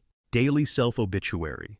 Most people live as if their lives will go on forever. They postpone dreams, delay forgiveness, and waste time on meaningless distractions, convinced that there will always be more time later. But life is fragile, and time is finite. The daily self-obituary practice is a way of confronting this truth, not to depress yourself, but to awaken yourself. It means imagining every single day what would be written if your story ended tonight. Picture it. If today were your last day and someone wrote your obituary, what would it say? Would it speak of someone who lived fully, who loved deeply, who pursued their calling? Or would it describe someone who hesitated, who stayed small, who left dreams unfinished? This exercise is uncomfortable, but that's its purpose. It forces you to face the weight of your choices right now, not someday in the distant future. By writing or imagining your daily obituary, you strip away trivial worries. The argument that felt so important suddenly looks petty. The endless scrolling that seemed harmless suddenly feels like theft, stealing from your limited days. On the other hand, small acts of courage, love, and kindness feel monumental. Each choice either adds to your story or leaves it incomplete. This practice also sharpens clarity. Instead of asking, "What should I do today?" you ask, "What would I want today remembered for?" That shift transforms the way you spend your time. You stop chasing shallow goals for approval and start chasing meaningful goals for legacy. You begin to see that life isn't about avoiding failure. It's about creating stories worth telling, even if they're messy. The daily self-obituary isn't morbid. It's liberating. It reminds you that death isn't the enemy of life. It's what gives life its urgency. When you confront your mortality each day, you stop drifting. You forgive faster, love bolder, and pursue your dreams with fire because you know you don't have forever. Over time, this ritual shapes identity. You become someone who doesn't just talk about living fully. You actually do it. You no longer measure days by how comfortable they were, but by how meaningful they were. And when the real obituary finally comes, it won't be a record of regrets. It will be proof that you lived awake, intentional, and unafraid to face the truth of time. Emotional forecast correction. Human beings are natural forecasters, not of weather, but of emotions. Every time you imagine a future event, your brain runs a simulation of how you'll feel. You think, if I fail this exam, I'll be crushed forever. Or, if I get this job, I'll finally be happy. These forecasts feel convincing, but they are almost always exaggerated and inaccurate. Psychology calls this affective forecasting bias, our tendency to overestimate both the intensity and the duration of our emotional reactions. Emotional forecast correction is about catching these flawed predictions and recalibrating them with truth. Think back to a time you thought rejection would break you. Maybe it was a failed relationship, a lost opportunity, or an embarrassing mistake. In the moment, your forecast screamed, "This pain will never end." And yet, weeks or months later, you were still standing. The pain faded, and life moved forward. On the flip side, think of a moment you thought success would fix everything. The promotion, the new car, the recognition. You felt a rush of joy, but it didn't last forever. Soon, it became normal, and you were looking for the next high. Both scenarios reveal the same truth. Our emotional forecasts are deeply flawed. Correcting them means stepping back and questioning your own predictions. When you catch yourself saying, "If this goes wrong, I'll be destroyed," you remind yourself, "I've felt this before, and I survived. My emotions will rise, but they will also fall." When you imagine success bringing eternal joy, you remind yourself, "This will feel good, but happiness doesn't live in outcomes. It lives in process." By calibrating these forecasts, you stop overreacting to shadows and stop chasing illusions. Over time, this practice builds resilience. Failure no longer looks like the end of the world because you know the storm will pass. Success no longer looks like salvation because you know fulfillment must be cultivated daily. You start to approach both wins and losses with steadiness, no longer swayed wildly by exaggerated emotional predictions. The gift of emotional forecast correction is balance. It anchors you in reality, reminding you that feelings are temporary, not permanent. You stop living at the mercy of imagined highs and lows and start living in the truth of what is. And in that truth, you find freedom, not from emotion itself, but from being fooled by your own mind's faulty predictions. Impulse labeling. Impulses are powerful. They show up as urges, cravings, or sudden emotional pushes. Eat this now. Say something angry. Quit while you can. Most people obey impulses instantly, mistaking them for commands. But impulses are not commands. They're suggestions. Impulse labeling is the practice of catching these urges, naming them, and stripping them of their power by seeing them for what they are: temporary waves of energy that can be observed instead of obeyed.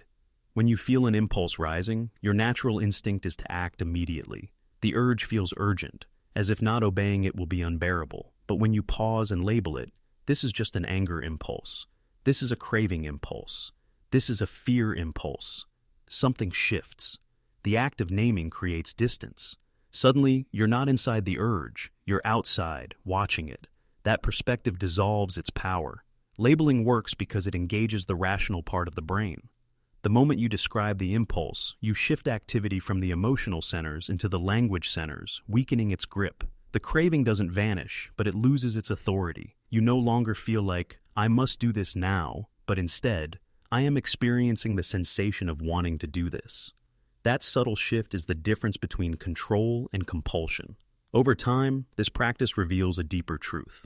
Impulses are short-lived. They rise like waves, but they also fall, often within minutes. When you label and observe instead of act, you learn to ride the wave until it passes. You begin to see that you don't have to obey every urge. You can wait, breathe, and choose. Impulse labeling also reshapes identity. You stop seeing yourself as someone who has no control and start seeing yourself as someone who can watch, name, and decide. Each time you resist an impulse through labeling, you strengthen self-trust. You prove to yourself that you are not a slave to every craving, anger, or fear, that you can observe without collapsing into action. The beauty of this practice is that it doesn't rely on suppressing impulses. Suppression creates tension, which often makes urges stronger. Labeling, instead, acknowledges the impulse fully while refusing to give it authority. Over time, this calm observation transforms your relationship with your own mind. You stop fearing impulses because you realize they're just temporary visitors, loud but powerless without your permission. Failure porn, detox. In today's world, we're constantly surrounded by dramatic stories of failure, articles about people losing everything, viral posts about breakdowns, endless examples of collapse dressed up as entertainment. This culture of obsession with disaster creates what can be called failure porn, a fixation on consuming other people's downfalls, exaggerating our own, and secretly feeding on negativity as if it were truth. While failure itself is a teacher, failure porn is poison. It conditions the brain to glorify collapse instead of growth. Failure porn detox is the practice of stepping away from this addiction, cleansing your mental diet, and redefining your relationship with mistakes. Failure porn thrives because the brain is wired for survival. It pays attention to threats, danger, and tragedy, because knowing about danger used to keep our ancestors alive. But in the modern age, this wiring backfires. Social media and entertainment exploit it, feeding us endless stories of doom. Slowly you begin to internalize these narratives. Instead of seeing failure as a step on the road to growth, you start believing failure is the end of the road.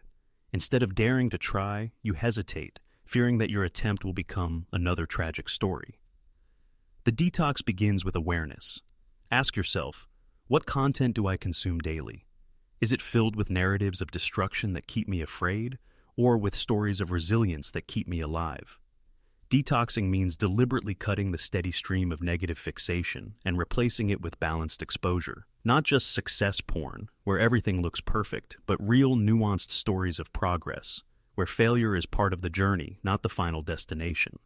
But the detox doesn't stop at consumption. It also applies to how you narrate your own life. Many people dramatize their struggles, telling themselves catastrophic stories. I always fail. This proves I'm worthless. I'll never get it right. This internal failure porn is just as toxic as the external version. Detoxing means refusing to exaggerate your struggles into identity. It means saying, I failed at this task, instead of, I am a failure. Over time, this cleanse reshapes your emotional world. You stop feeding your brain a diet of tragedy and start nourishing it with balance. You still acknowledge failure, but you no longer glamorize it, fetishize it, or let it define you. Instead, you use it as information, feedback, and fuel. Failure becomes a chapter, not the whole book. And when you live this way, you stop waiting for collapse and start preparing for resilience. Thought speed regulation, the mind doesn't always move at the right pace. Sometimes it races too fast, spiraling into anxiety, rushing from one fear to the next, producing more thoughts than you can handle. Other times, it crawls too slowly, stuck in overthinking, heavy with procrastination, unable to gain momentum. Thought speed regulation is the practice of learning to consciously adjust the tempo of your thinking, slowing it down when it's chaotic, and speeding it up when it's sluggish. When thoughts move too fast, the nervous system goes into overdrive. You feel scattered, overwhelmed, and paralyzed. Not because you don't know what to do, but because your brain is sprinting faster than your body can keep up. In these moments, regulation means slowing the stream. Techniques like deep breathing, grounding in the senses, or deliberately writing thoughts down can reduce the flood. Writing is especially powerful because it forces the brain to match the slower pace of your hand.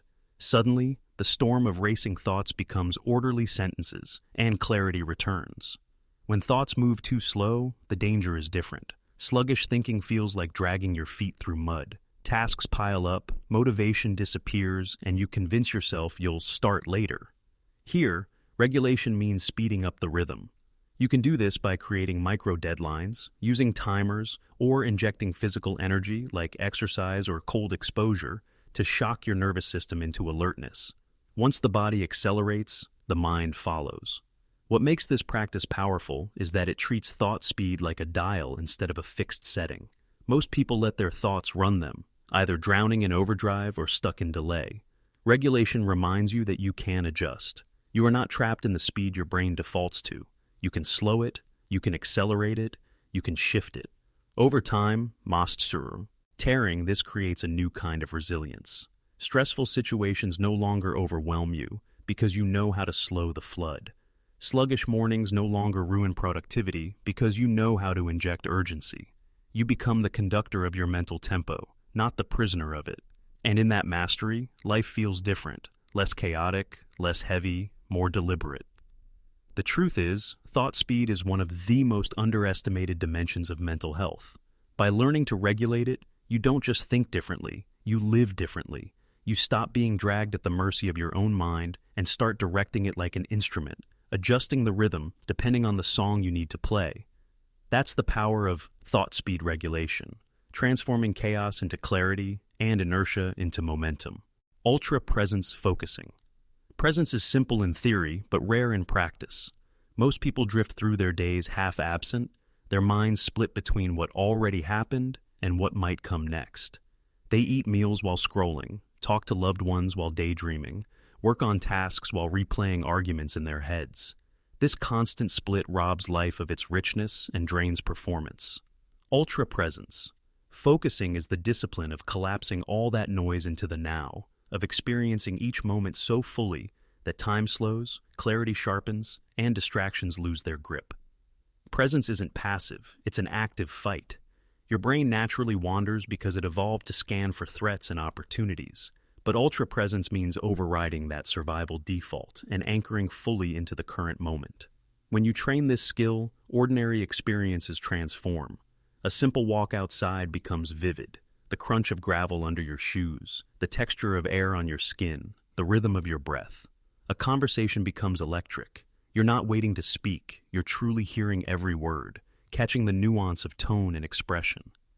This practice isn't just about mindfulness, it's about power.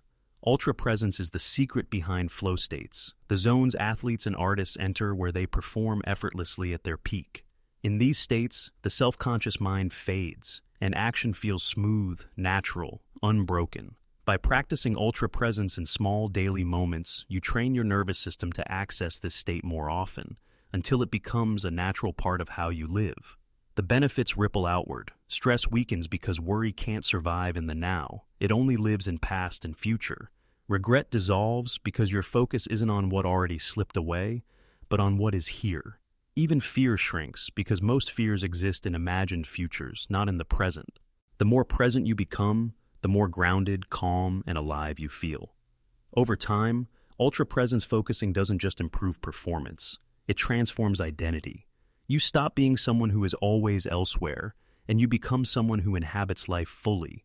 You stop rushing to the next thing and start living as though each moment deserves your complete attention. And when you live that way, life stops passing in a blur. It slows, deepens, and becomes something worth remembering. Reality, doubt, drill.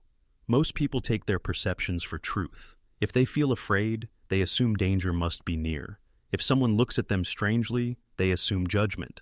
If a plan doesn't work immediately, they assume failure. But the mind is notorious for distortion. It projects fears, assumptions, and biases onto neutral events, making them heavier than they really are.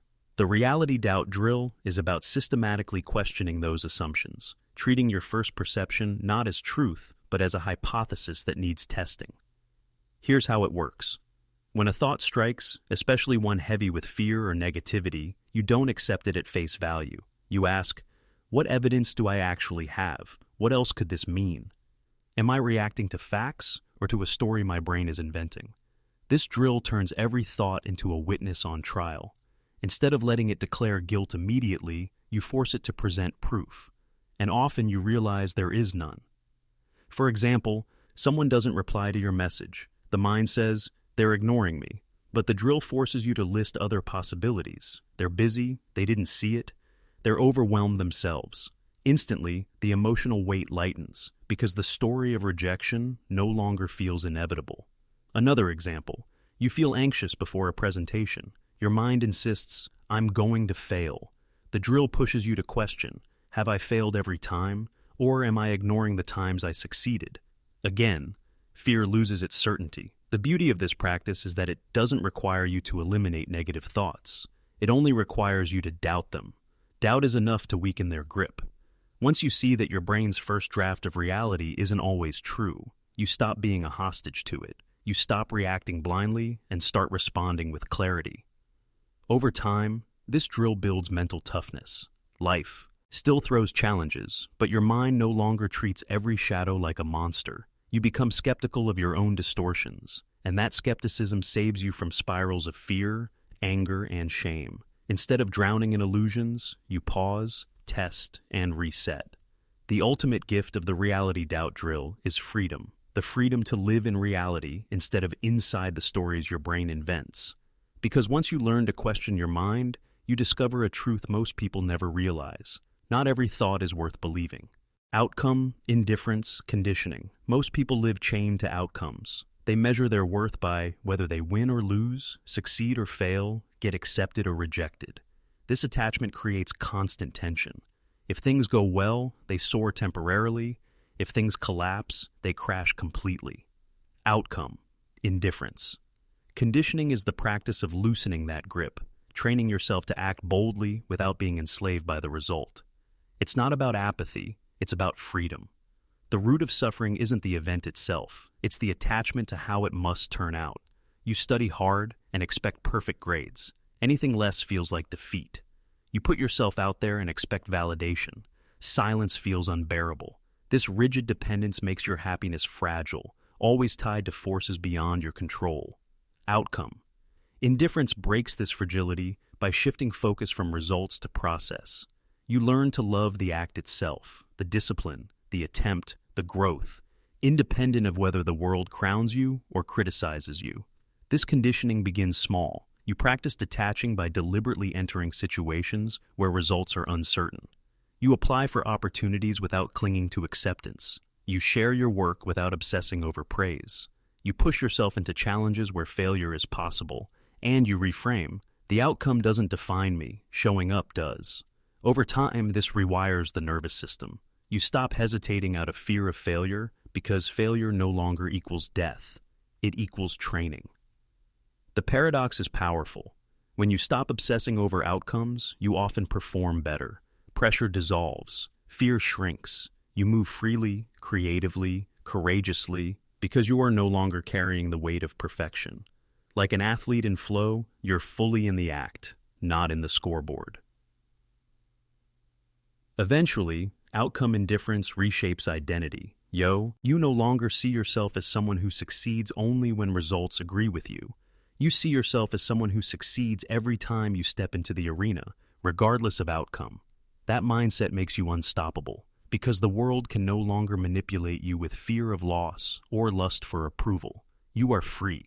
Silent suffering translation. There's a kind of pain most people never express out loud. The quiet ache of loneliness, the invisible weight of stress, the private grief that never reaches words. This silent suffering sits beneath the surface, shaping behavior, draining energy, and isolating the soul. Silent suffering, translation, is the practice of taking what lives unspoken inside you and finding ways to translate it into words, actions, art, or honest connections, so it no longer festers in secrecy. The danger of silent suffering is that unexpressed pain mutates. What you don't process directly leaks sideways, as anger at others, as numbness, as withdrawal, as destructive habits. The silence doesn't protect you, it imprisons you. Translation breaks the prison by giving the suffering form. When you journal about what you feel, when you speak honestly to someone you trust, when you paint, sing, or even cry deliberately, you are converting invisible weight into visible expression. That conversion is liberation. Translation isn't about dramatizing pain. It's about acknowledging it. A single sentence written in a notebook, "I feel abandoned today," can be enough to unlock release. A conversation that begins with, "I don't have answers, but I need to say this out loud," can dissolve years of silent isolation. The act of translation gives the suffering boundaries. It is no longer infinite, shapeless, and suffocating. It becomes something you can see, hold, and eventually let go. Over time, practicing this daily reshapes your relationship with vulnerability. You stop equating silence with strength and start realizing that expression is strength. You learn that pain loses power when exposed to light. You discover that being witnessed in your suffering, by yourself or others, transforms it from shame into shared humanity. Silent suffering, translation, is not weakness. It is courage. It is the choice to take your heaviest truths and convert them into meaning, instead of letting them rot in secrecy. And as you translate more often, something profound happens. Suffering itself becomes teacher. What once felt like a weight designed to break you becomes raw material for growth, connection, and creation. You are no longer crushed by silence. You are freed by expression. Thought timeout. The mind rarely rests. It spins, argues, criticizes, replays conversations, and invents futures that don't exist. This constant mental chatter creates exhaustion, not because life is unbearable, but because you never step away from your own thoughts. Thought timeout is the discipline of deliberately calling a pause, pressing the mental stop button, so your brain can reset, much like muscles resting between sets at the gym. Imagine watching a movie where the dialogue never stops. Characters talking endlessly, no pauses, no silence. It would overwhelm you.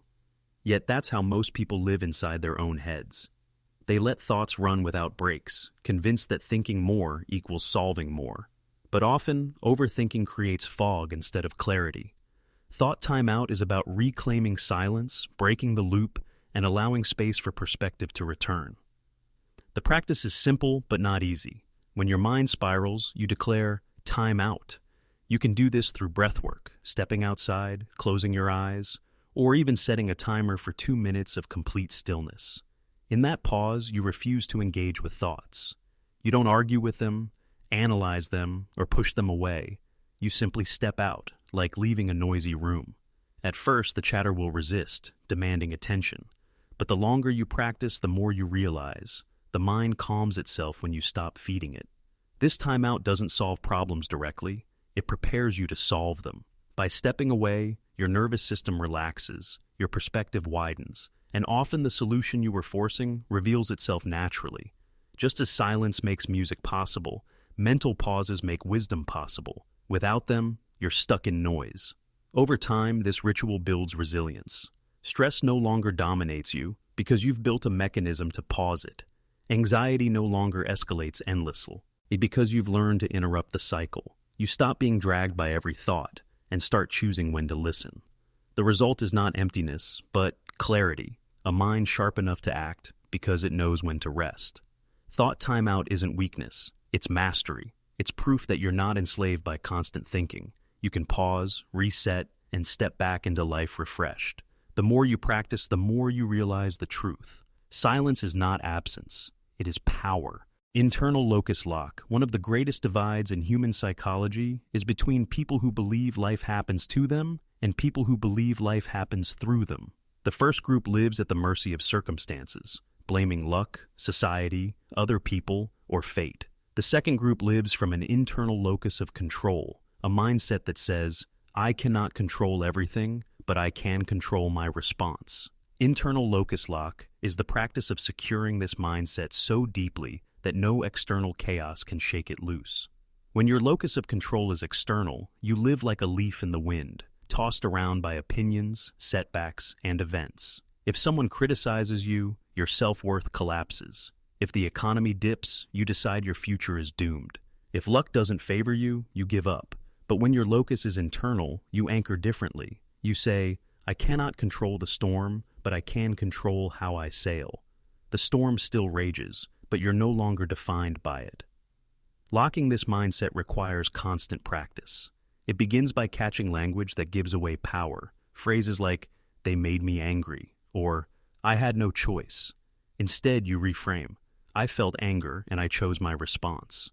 You remind yourself daily that while you can't dictate every outcome, you always dictate your effort, your interpretation, and your persistence.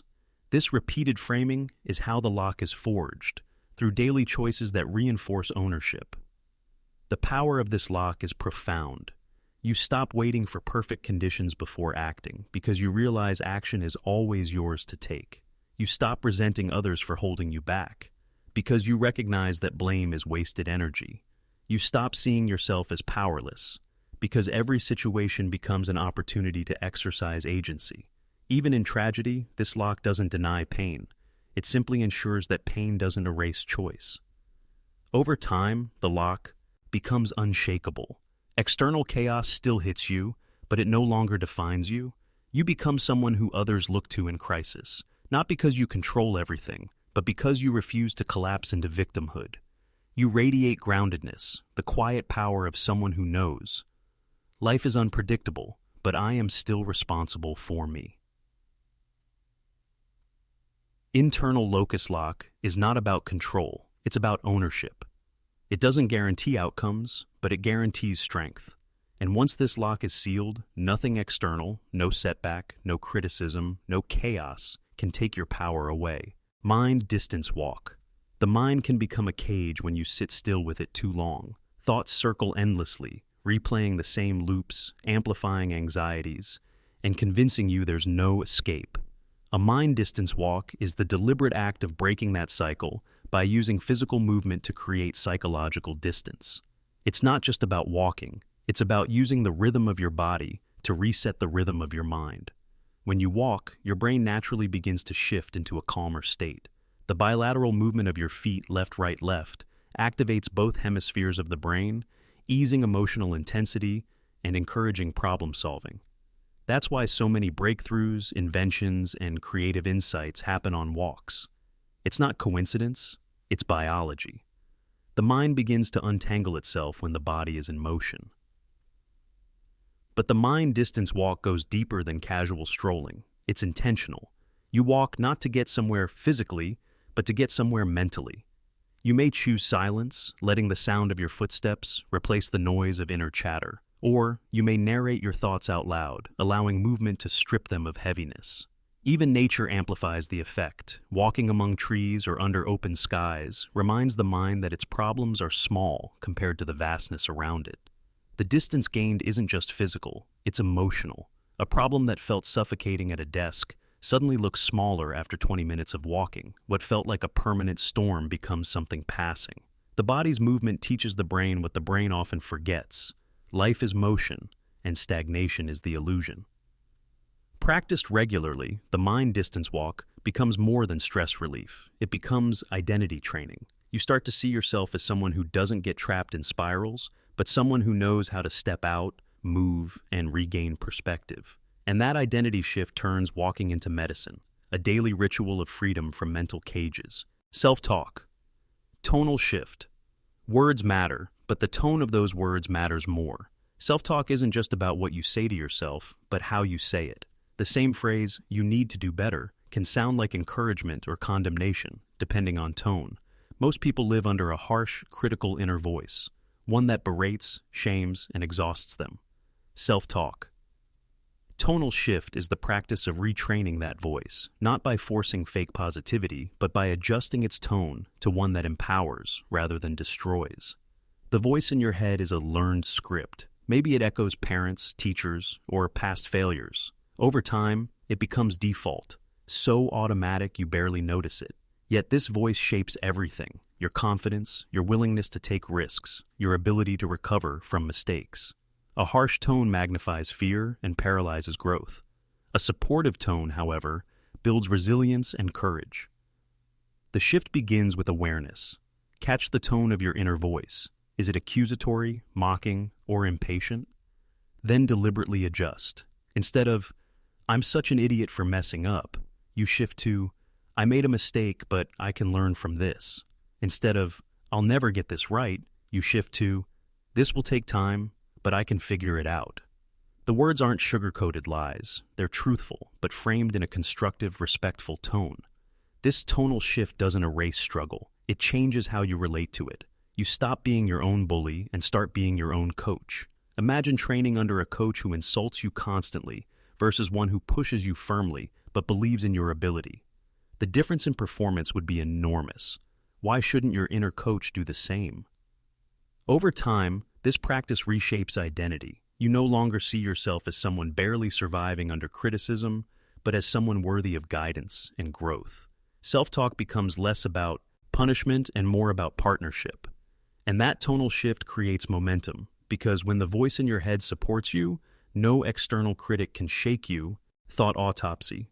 Every thought leaves traces, patterns, beliefs, and emotional imprints.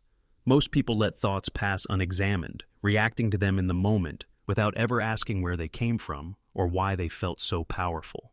A thought autopsy is the deliberate practice of dissecting a thought after it passes, opening it up like a surgeon to understand its origin, its structure, and its impact. By analyzing thoughts this way, you uncover the hidden mechanics of your mind. Think of a negative thought like, "I'll never succeed." On the surface, it feels true, heavy, unquestionable. But when you perform an autopsy, you cut it open. Where did this thought come from? Was it seeded by a past failure, by someone's criticism, by cultural conditioning? Does it rest on evidence or on a single emotional memory?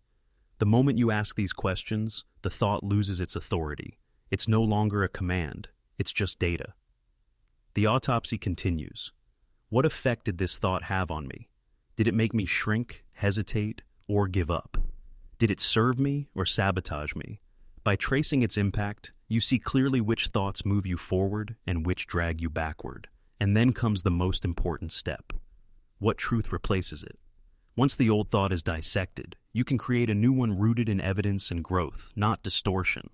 This practice is powerful because it transforms the way you relate to your mind. Instead of being a passive consumer of thoughts, you become an investigator. You stop believing everything your brain tells you and start filtering. You become like a detective, always asking, is this thought trustworthy, or is it a distortion dressed as truth? Over time, thought autopsy builds mastery. You develop a mental immune system, one that identifies and neutralizes toxic thoughts before they infect your identity. You stop carrying the weight of inherited beliefs that were never yours. And in their place, you construct a mind filled with clarity, resilience, and intentional truth. The beauty of this practice is that it turns even painful thoughts into teachers. Every negative thought becomes raw material for understanding yourself better. And when you perform enough autopsies, you no longer fear your thoughts. You respect them, study them, and choose which ones deserve to live. Mood disguising tactic. Your mood is often the first thing others sense about you, sometimes even before you speak. It leaks through body language, tone, posture, and energy. When your mood is low, people pick up on it, and interactions spiral downward. When your mood is high, others reflect it back, and the world feels lighter. The mood disguising tactic is the deliberate art of controlling the way your mood is perceived, not through faking happiness, but through learning how to separate inner turbulence from outer presence. Why is this important? Because moods are contagious. If you walk into a room with heavy energy, you shift the entire atmosphere. People withdraw, interactions strain, and opportunities close. But if you practice disguising your mood, you stop bleeding your internal storms into the external world. You learn to contain, regulate, and project stability, even when inside you feel chaotic. This isn't suppression, it's strategic discipline. The tactic works by anchoring to behaviors that override emotional leakage, straightening posture, breathing evenly, softening facial tension, and adjusting tone all create signals of calm, even if your mind is swirling. Over time, these external shifts begin to influence your internal state as well, because the brain responds to the body. What begins as disguise slowly becomes reality. The benefit is twofold. First, you protect others from unnecessary turbulence, allowing relationships, conversations, and opportunities to unfold without your mood derailing them. Second, you protect yourself, because once you realize you can alter the perception of your mood, you discover that moods are not absolute truths. They are temporary states, not identities. And if you can disguise them, you can also reshape them. Mastering this tactic doesn't make you fake. It makes you sovereign. You gain the power to decide when and how you're in. Near world leaks outward. And in that control, you stop being enslaved by moods and start leading them. Identity-based filtering. Every decision you make filters through a hidden system, your identity. If you see yourself as a failure, you filter opportunities as impossible. If you see yourself as a disciplined person, you filter choices through consistency. This invisible filter shapes behavior more than motivation or willpower ever could. Identity-based filtering is the practice of deliberately constructing and strengthening identities that serve you, then filtering life's choices through them until they become second nature. Here's the truth. People don't rise to goals, they fall to identities. Someone may want to quit smoking, but if their identity remains, "I am a smoker trying to quit," the filter still allows cigarettes through. But when the identity shifts to "I am a non-smoker," the filter rejects cigarettes instantly, no matter the craving. The same applies to fitness, work, relationships. Identity is the root, actions are the branches. The practice begins with conscious design. You choose the identity you want to embody. Disciplined, courageous, focused, kind. Then, every decision passes through the filter. Does this align with who I am? Over time, repetition makes the identity real. It stops being an aspiration and becomes truth. The filter strengthens until rejecting misaligned behavior requires no effort. This process is liberating because it eliminates decision fatigue. You don't wrestle with every temptation or distraction, you filter them automatically. If your identity is "I am a writer," you don't ask whether to write today. You simply do, because that's what writers do. If your identity is "I am someone who respects my health," you don't argue with junk food every night. The filter has already spoken. Identity-based filtering builds resilience because it roots you in being, not just doing. Goals may shift, results may vary, but identity endures. And when you filter life through strong identities, you stop living reactively and start living intentionally. Aligned, grounded, unstoppable. Reverse scarcity mindset. Scarcity is one of the most powerful psychological traps. It convinces you there's never enough. Never enough money, time, love, opportunities. This mindset fuels stress, comparison, and desperation. Ironically, it also blinds you to abundance already within reach. The reverse scarcity mindset is the practice of flipping this script, deliberately acting and thinking as though you already have enough, which paradoxically creates more opportunities and calm. Scarcity makes you chase. You hoard attention, cling to relationships, overwork in panic, and compare yourself endlessly. Abundance, by contrast, makes you create. When you feel you have enough, you operate from generosity, clarity, and patience. Opportunities are attracted to those who radiate calm confidence, not desperate need.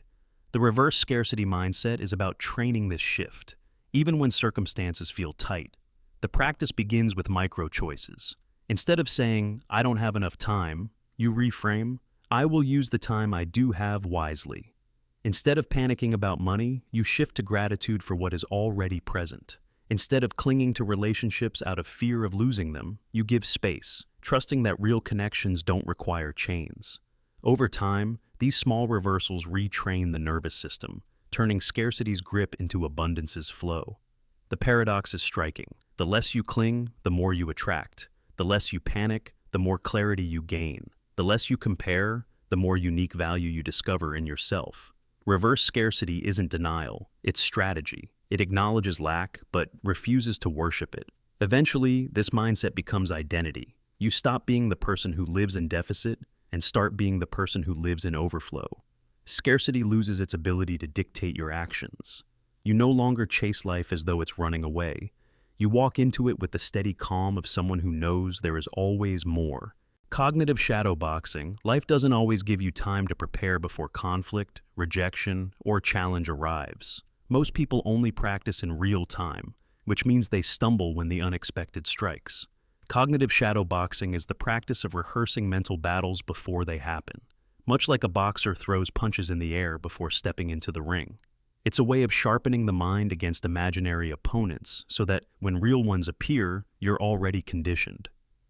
The technique works by visualizing scenarios that normally trigger you, criticism, temptation, setbacks, and then rehearsing your response in advance.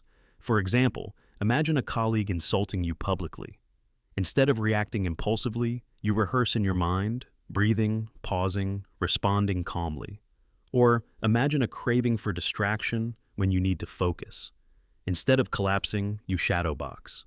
I feel the urge, but I know it will pass. I choose action instead. These rehearsals prepare neural pathways so that when reality mirrors the practice, you respond with precision instead of panic. What makes this powerful is that it blends imagination with resilience. Just as physical shadowboxing builds stamina without contact, cognitive shadowboxing builds emotional endurance without consequence. You can simulate failure, rejection, or even humiliation in the safety of your mind, conditioning yourself to remain stable when it happens outside.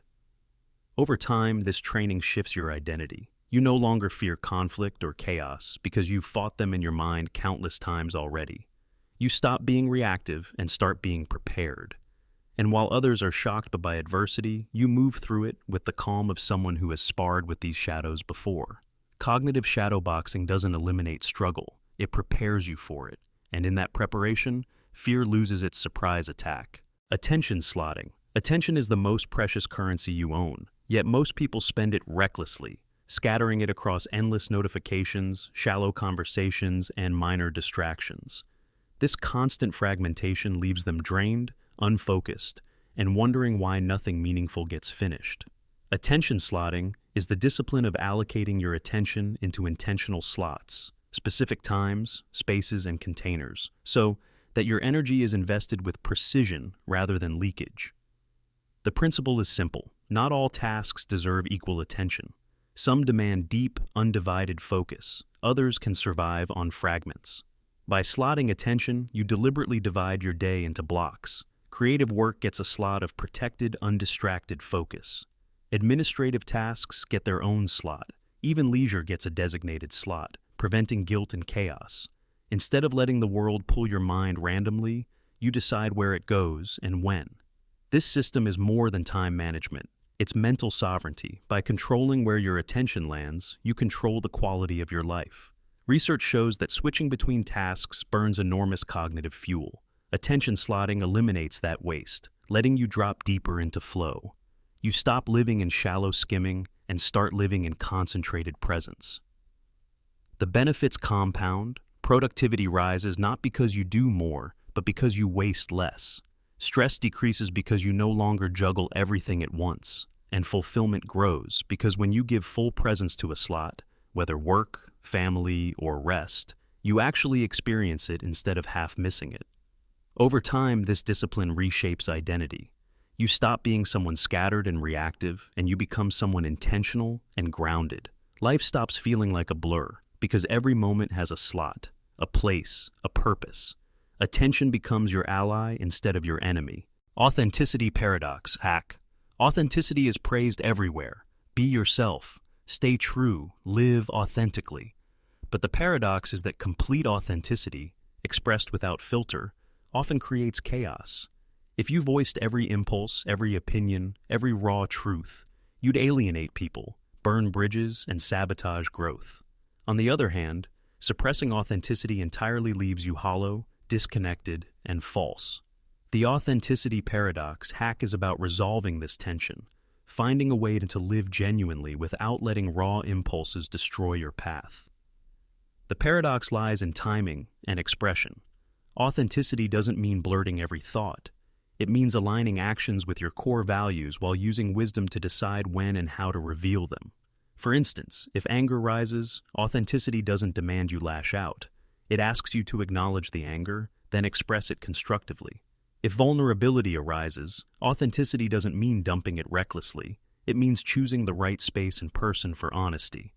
The hack begins with two questions. What is the truth I'm feeling, and what is the wisest way to express it? This separates authenticity from impulsivity. You honor the truth, but you also honor the bigger picture, relationships, growth, and outcomes. This balance creates what might be called strategic authenticity. Practiced daily, this hack builds powerful trust. People sense when you are real, even if you don't reveal everything at once. They feel the alignment between your words, your actions, and your values. And because you are not dumping raw chaos, your authenticity feels safe, strong, and compelling. Over time, this practice reshapes how you see yourself.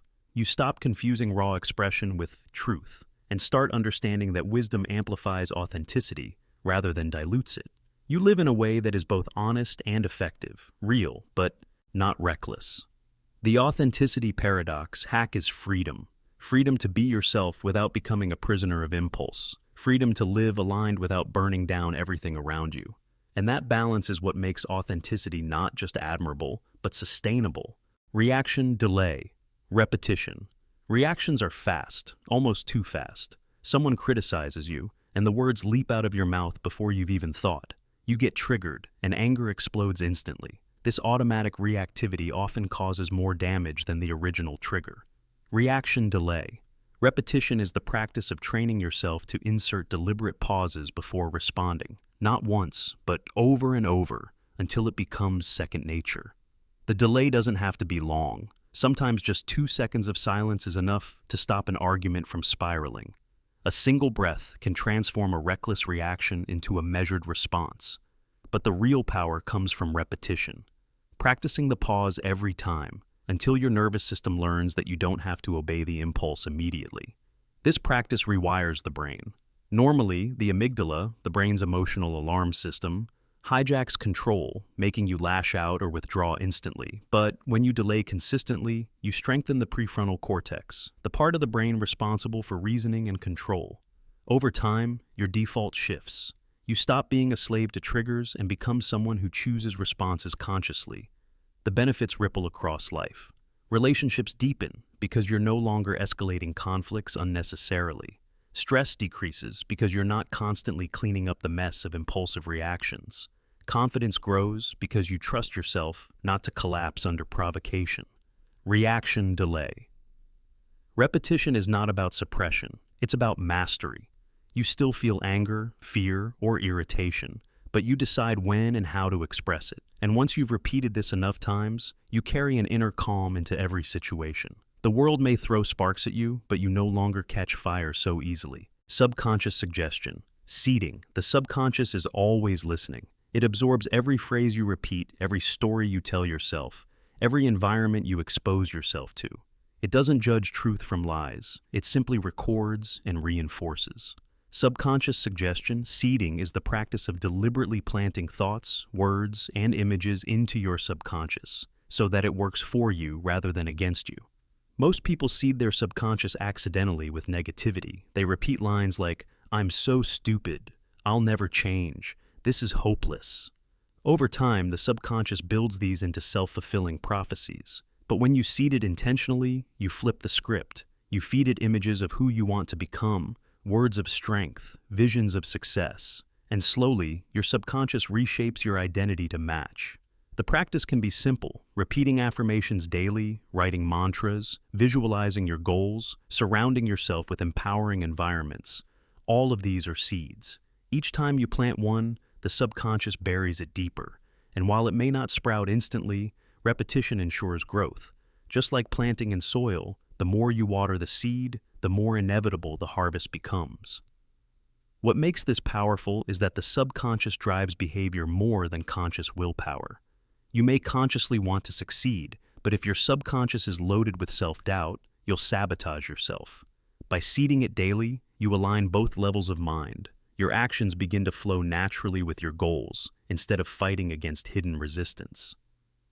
Over time, subconscious suggestion seeding creates quiet transformation. You stop forcing yourself to change, and you start becoming the change. Because the subconscious is no longer working against you, it's carrying you forward. Meta-awareness loop. Awareness is noticing what you're doing. Meta-awareness is noticing that you're noticing. It's the higher layer of consciousness, the part of you that can step outside thoughts, emotions, and actions to observe them as if you were watching a movie of yourself. The meta-awareness loop is the practice of creating continuous feedback between action, awareness, and reflection, so that you're always learning from yourself in real time. Imagine catching yourself mid-spiral. Instead of being lost in anxiety, you suddenly say, I'm experiencing anxiety right now. That shift doesn't erase the feeling, but it changes your relationship with it. You're no longer inside the storm. You're watching it. That distance gives you choice. This is meta-awareness, the observer self watching the actor self. The loop forms when you practice this repeatedly. You act, you notice the action, you reflect, and then you adjust the next action. Each cycle tightens your control over the mind. For example, you notice you're procrastinating. Instead of spiraling into shame, you loop. I see myself avoiding. Why? What's the trigger? How do I shift? Next time the same urge appears, you're already more prepared. The beauty of this loop is that it compounds.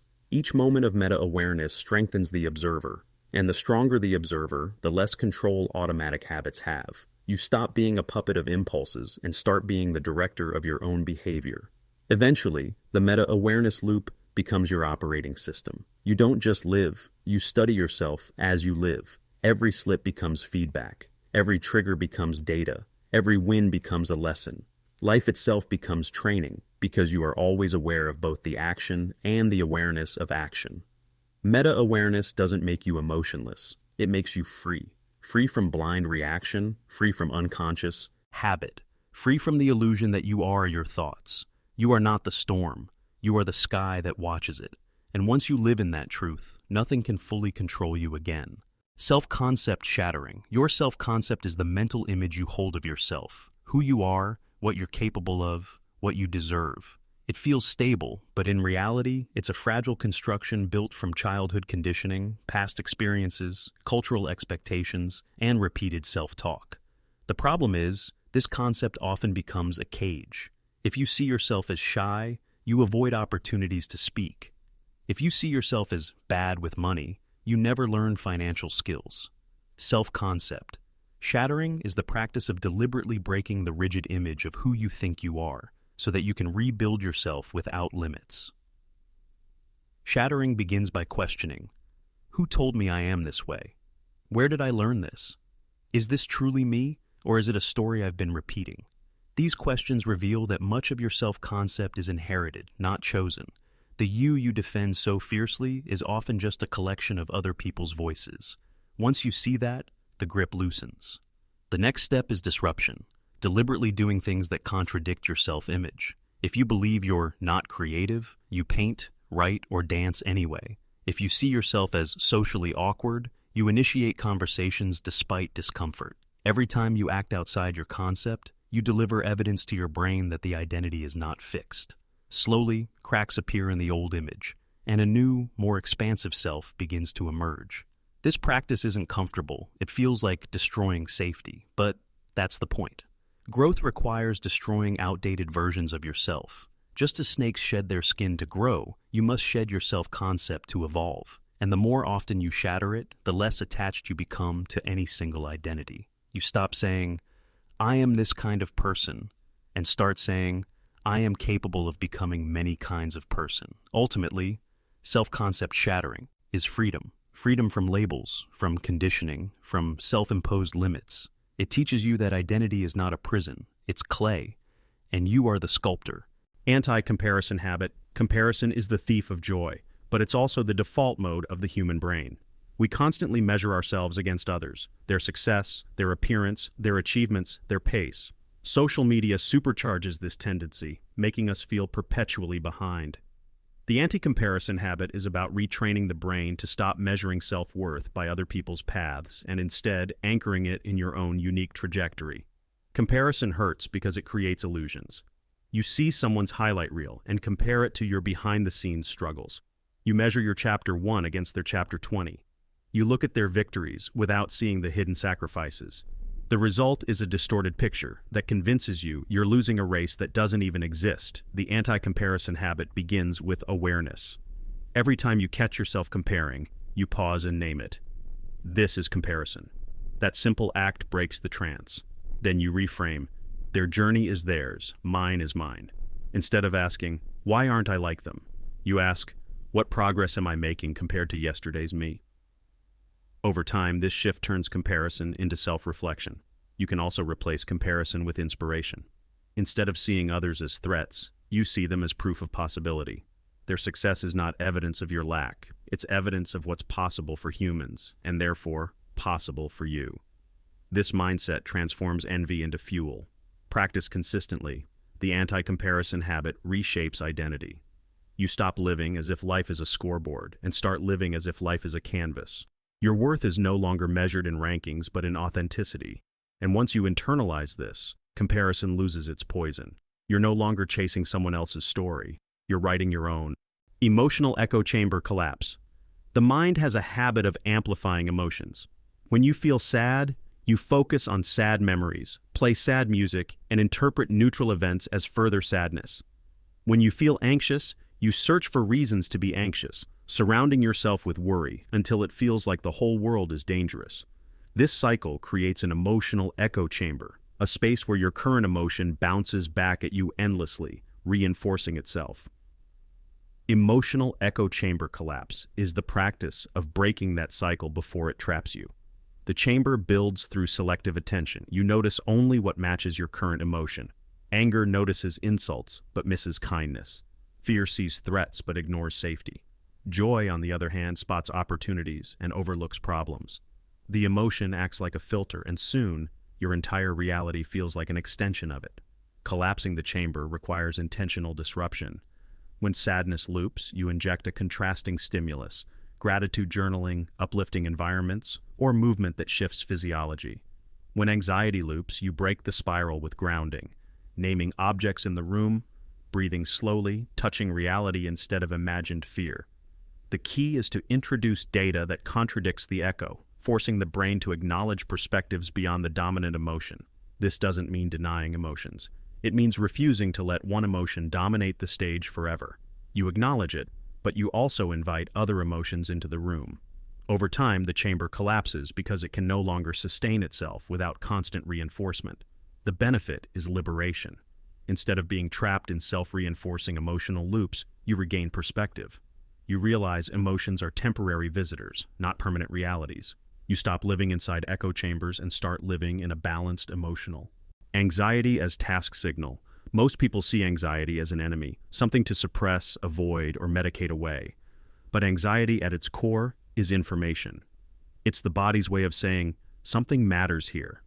The anxiety as task signal practice reframes this energy, transforming it from a paralyzing force into a guiding compass. Instead of seeing anxiety as a stop sign, you begin to treat it as a spotlight showing you where action is needed. Think of it this way. If you feel anxious about an upcoming exam, it doesn't necessarily mean disaster is coming. It means the task is significant and preparation is required. If you feel anxious before a conversation, it means the relationship matters and clarity must be pursued. Anxiety highlights areas of importance, areas that deserve attention rather than avoidance. The practice begins with a simple reframe. Whenever anxiety arises, instead of asking, how do I get rid of this? You ask, what is this pointing me toward? This shift turns anxiety into a teacher. You stop running from it and start extracting guidance. Over time, this practice builds resilience. Anxiety no longer spirals into paralysis because you treat it as a call to action. Each time you translate anxiety into a task, you build confidence in your ability to respond. Slowly, anxiety loses its terror and becomes just another signal in the system. Loud, yes, but manageable. Ultimately, treating anxiety as a task signal reshapes identity. You stop seeing yourself as someone broken by worry and start seeing yourself as someone guided by signals. Anxiety transforms from curse into compass. And that transformation doesn't just reduce suffering, it unlocks growth. Ego starvation challenge. The ego feeds on attention, validation, and superiority. It thrives when people admire you, when you win, when you prove yourself right.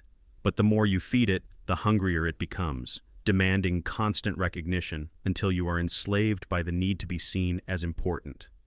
The ego starvation challenge is about deliberately depriving your ego of its usual food so it weakens and your authentic self gains strength. This challenge can take many forms. You may choose to do good deeds anonymously, refusing credit. You may allow someone else to take the spotlight without correcting the record. You may resist the urge to argue when you know you're right, simply letting the moment pass. Each of these acts denies the ego its favorite meal, validation. At first, it feels unbearable, like hunger pangs. But over time, the hunger fades, and something deeper emerges: peace. By starving the ego, you expose its illusions. You realize that being right doesn't always matter, that being admired doesn't always bring fulfillment, that superiority isolates more than it connects. In the silence of ego starvation, you discover the quieter, steadier voice of authenticity, the self that doesn't need applause to feel real. The challenge doesn't kill ambition or strength, it purifies them. You still pursue goals, but not because you crave admiration. You pursue them because they align with your values. You still express opinions, but not because you must dominate. You speak because truth matters. By starving the ego, you starve illusion, and in its place, you grow groundedness. Eventually, this practice rewires identity. You stop living as a puppet pulled by validation strings and start living as someone steady, self-sufficient, and free. That freedom is rare, because most people never dare to starve the thing that whispers, "You are nothing without me." But once you prove the ego wrong, you gain a power no applause can ever give you. Thought inventory reduction. Your mind produces thousands of thoughts daily, most of them repetitive, useless, or contradictory. Like a cluttered closet, the mental space becomes stuffed with old narratives, half-formed ideas, and negative loops. Thought inventory reduction is the practice of auditing your thoughts, identifying which ones actually serve you and discarding the rest, so your mental world becomes streamlined, sharp, and spacious. The process begins with awareness. For a day, you track your recurring thoughts. You write them down without judgment. Fears, hopes, complaints, ideas. When you review them later, you see patterns. Many thoughts are recycled junk, criticisms you've replayed for years, worries about things beyond control, comparisons that never resolve. This inventory reveals that the mind often clutters itself with noise that adds no value. Once identified, reduction begins. You categorize thoughts: useful, neutral, and toxic. Useful thoughts stay. They guide growth, action, and creativity. Neutral thoughts fade on their own. Toxic thoughts, self-hate, catastrophic predictions, endless what-ifs are the ones to discard. You don't fight them, you simply stop giving them energy. Each time they return, you remind yourself, this thought has been audited, it doesn't serve me. Slowly, they lose grip. The result of this reduction is clarity. The fewer thoughts you carry, the more energy you have for the ones that matter. Decisions become easier because the noise is gone. Creativity flows because the mind is spacious. Stress decreases because you're no longer drowning in endless loops. Over time, this practice reshapes identity. You stop seeing yourself as a victim of thoughts and start seeing yourself as their curator. The mind is no longer a chaotic marketplace. It's a library where only meaningful books remain. And in that streamlined mental world, life feels lighter, sharper, and infinitely more intentional. Mind obstacle hallucination. Most of the obstacles we fear are not physical walls, they're mental hallucinations. The brain projects barriers that don't exist, magnifying small difficulties into impossible challenges. You think, I could never start that business, or I'll embarrass myself if I speak up, or I don't have enough time. These thoughts feel real, but often they're smoke, not stone. Mind obstacle hallucination is the practice of identifying these false walls and walking through them anyway. Hallucinated obstacles arise because the brain is wired for safety, not growth. It exaggerates risks, underestimates your capacity, and invents reasons to stay in comfort. The result? You stop yourself before the world ever does. You reject yourself before others even get the chance. But when you pause and ask, is this obstacle real or just imagined? You often discover that the only thing in your way is fear itself. The practice works by testing assumptions. If you believe something is impossible, you experiment, taking a small step to prove or disprove the fear. Often, the fear collapses under contact.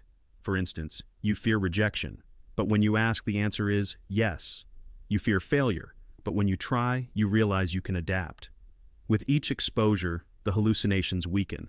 Over time, this practice reshapes identity. You stop seeing obstacles as immovable and start seeing them as illusions to be tested. Life becomes lighter because you're no longer paralyzed by ghosts. And even when real obstacles do appear, you face them with more courage, because you've trained to question the hallucinations, not bow to them. Mind obstacle. Hallucination reminds you that the scariest walls are often made of smoke, and courage is simply the act of walking through. Rejection. Neutralization. Rejection is one of the deepest human fears. Evolution wired us to crave acceptance because belonging once meant survival. Today, that fear still lingers, making rejection feel like death, even though it's just a no. Rejection neutralization is the practice of stripping rejection of its emotional sting, seeing it not as proof of inadequacy but as neutral information, no more dangerous than a change in weather. The first step is reframing. Instead of "they rejected me," you say "they rejected the offer, not the person." Or "this door closed, but others remain open." Rejection doesn't define you, it defines a moment. By separating identity from outcome, you neutralize its poison. The second step is exposure. The more often you experience rejection, the less power it holds. You deliberately put yourself in situations where no is possible. Asking for opportunities, sharing your work, risking vulnerability. Each no stings less than the last, until it becomes just another piece of data. Eventually, rejection loses its drama. The third step is inversion. You learn to celebrate rejection as progress. Every rejection means you tried. Every rejection filters out paths that weren't meant for you. Every rejection strengthens resilience. Instead of running from it, you collect it like training reps, knowing it sharpens your edge. Over time, rejection neutralization transforms identity. You stop being someone who fears no and become someone who pursues truth, opportunities, and connection regardless of outcome. The fear shrinks, and in its place grows freedom. The freedom to act boldly, to risk openly, to live fully. Rejection. Neutralization doesn't make rejection pleasant, but it makes it powerless. And once rejection loses its sting, nothing can hold you back from trying again. Intentional confusion tolerance. Confusion feels threatening because the brain craves certainty. When you don't know the answer, the future, or the next step, anxiety flares. Most people rush to escape confusion by grabbing premature conclusions or avoiding complexity altogether. But growth lives inside confusion. Intentional confusion. Tolerance is the practice of sitting calmly inside uncertainty, letting confusion work on you until clarity naturally emerges. Confusion is not failure, it's gestation. Just like a seed buried in the dark before sprouting, your mind processes new ideas in chaos before order appears. If you resist confusion, you kill growth. But if you tolerate it, you allow the subconscious to integrate knowledge, test possibilities, and build insight. Many breakthroughs come only after long periods of discomfort where nothing makes sense. The practice begins with acceptance. When you feel confused, you say, "This is part of learning." Instead of panicking, you breathe and let the unknown exist without forcing resolution. You remind yourself that clarity comes in stages. Then you engage actively. You explore, journal, ask questions, test small actions.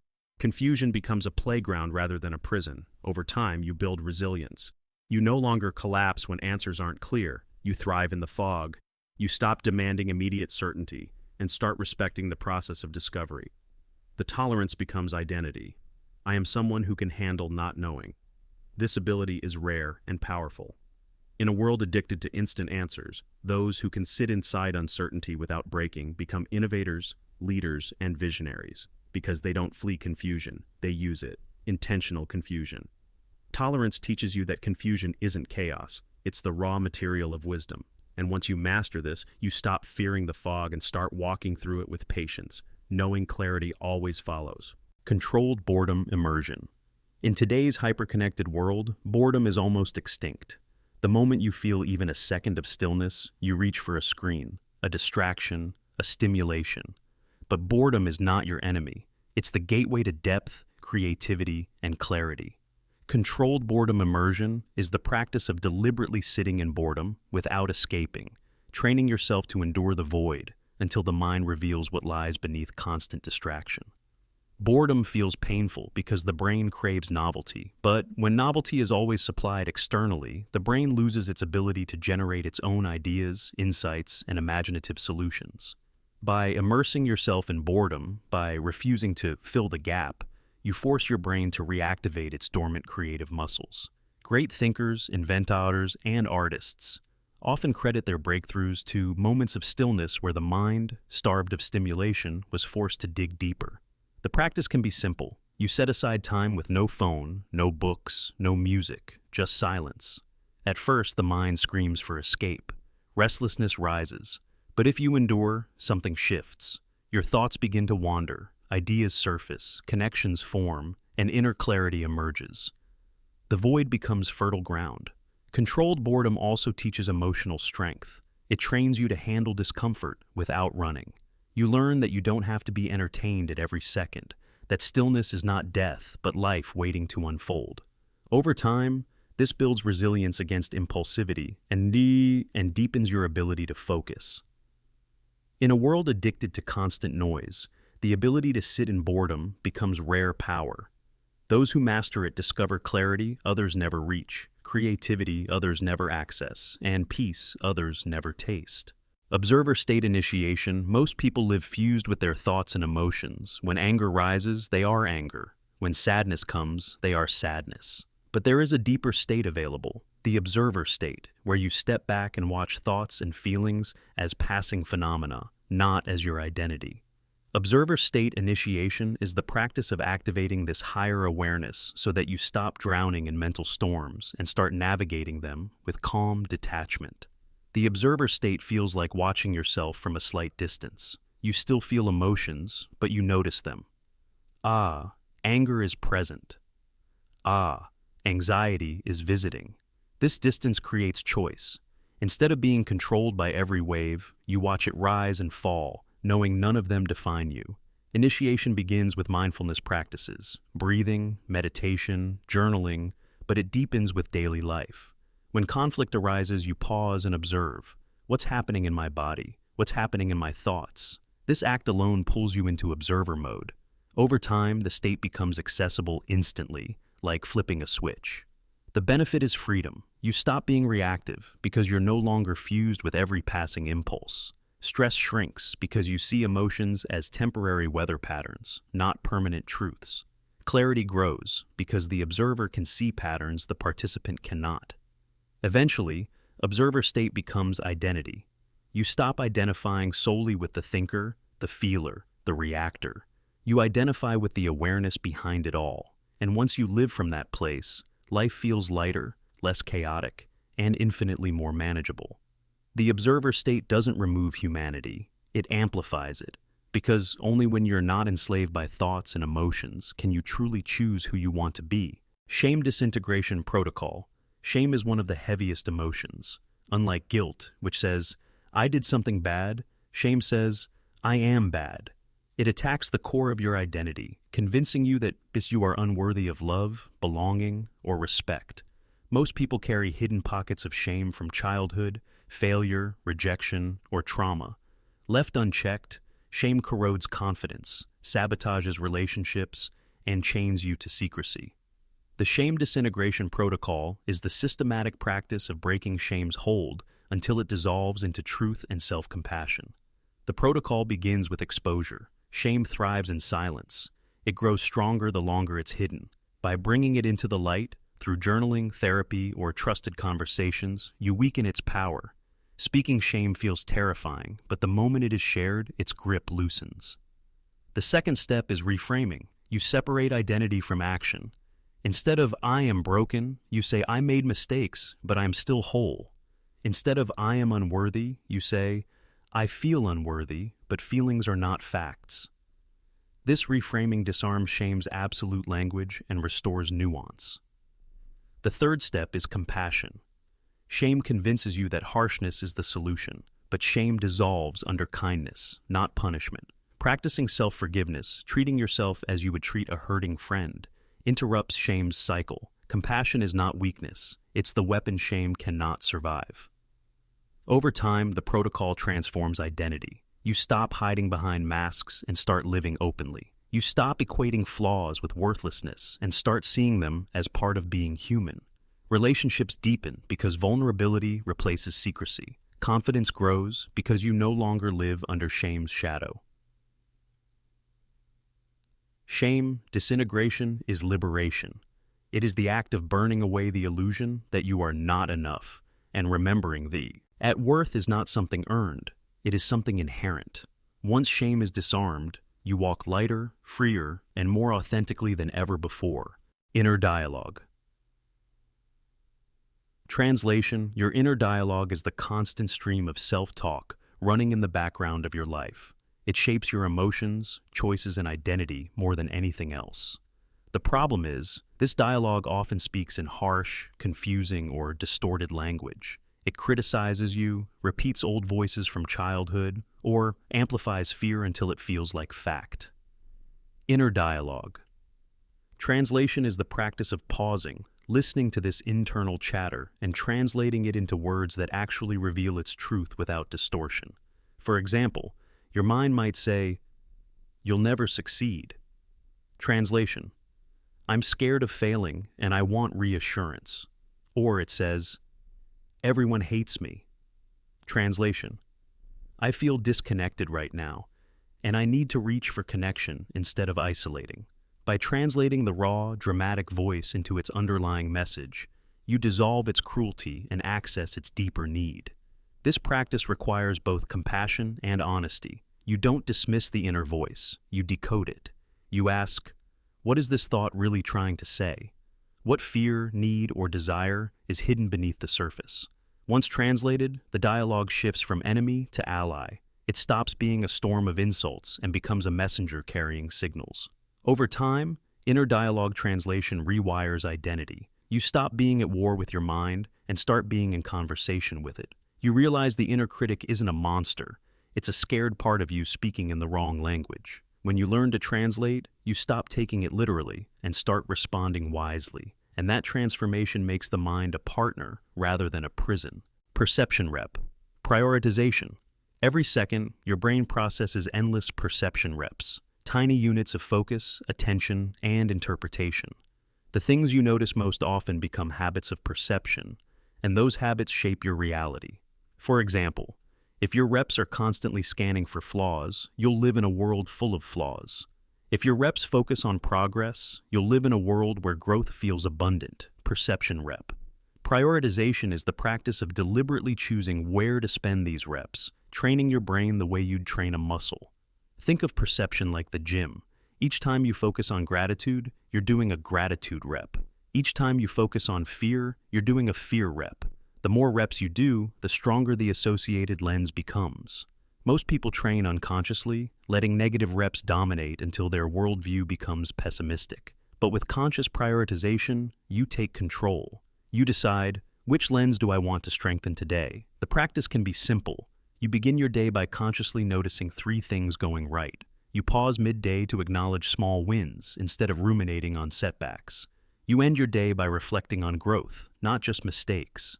These micro choices redirect thousands of reps, slowly reshaping the brain's default lens. The impact is massive. Life doesn't become perfect, but it feels different because your brain is trained to see differently. Opportunities that were invisible before suddenly appear. Stress shrinks because your reps no longer magnify only threats. Confidence grows because your reps reinforce capability instead of inadequacy.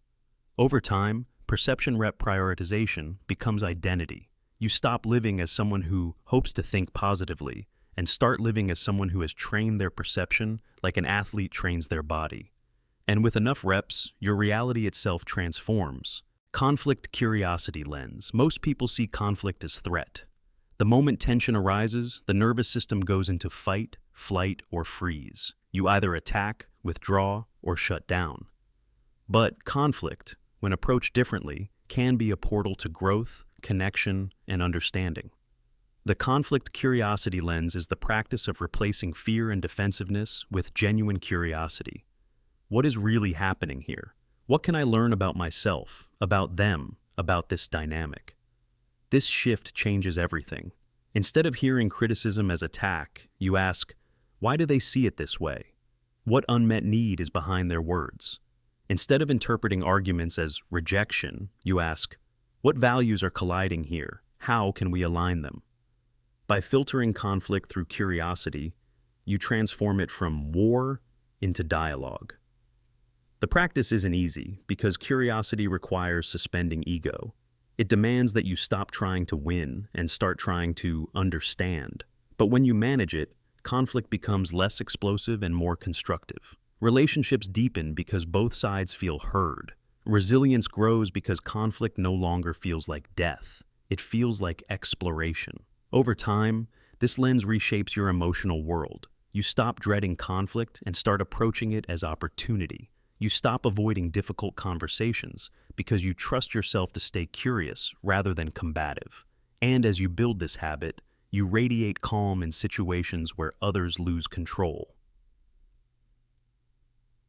The conflict curiosity lens doesn't eliminate disagreement, it transforms it. It teaches you that tension is not the end of connection, but often the doorway to it. And once you live with this lens, conflict no longer scares you, it intrigues you. Thought disowning, most people believe that every thought in their head belongs to them, that if they think it, it must say something true about who they are. But the mind is like a radio, constantly picking up signals, many of which aren't your own. Some thoughts come from childhood conditioning, others from cultural messaging, others from fear and stress. Thought disowning is the practice of recognizing that not every thought deserves ownership, and many are intruders you can simply release. Imagine your mind produces the thought, "I'll never be good enough." If you own it, you treat it like truth, carrying its weight everywhere. But if you disown it, you say, "That's just a thought, not my identity." Suddenly, the power drains away. You don't have to argue with it or prove it wrong, you simply refuse to adopt it. The practice works by naming and distancing.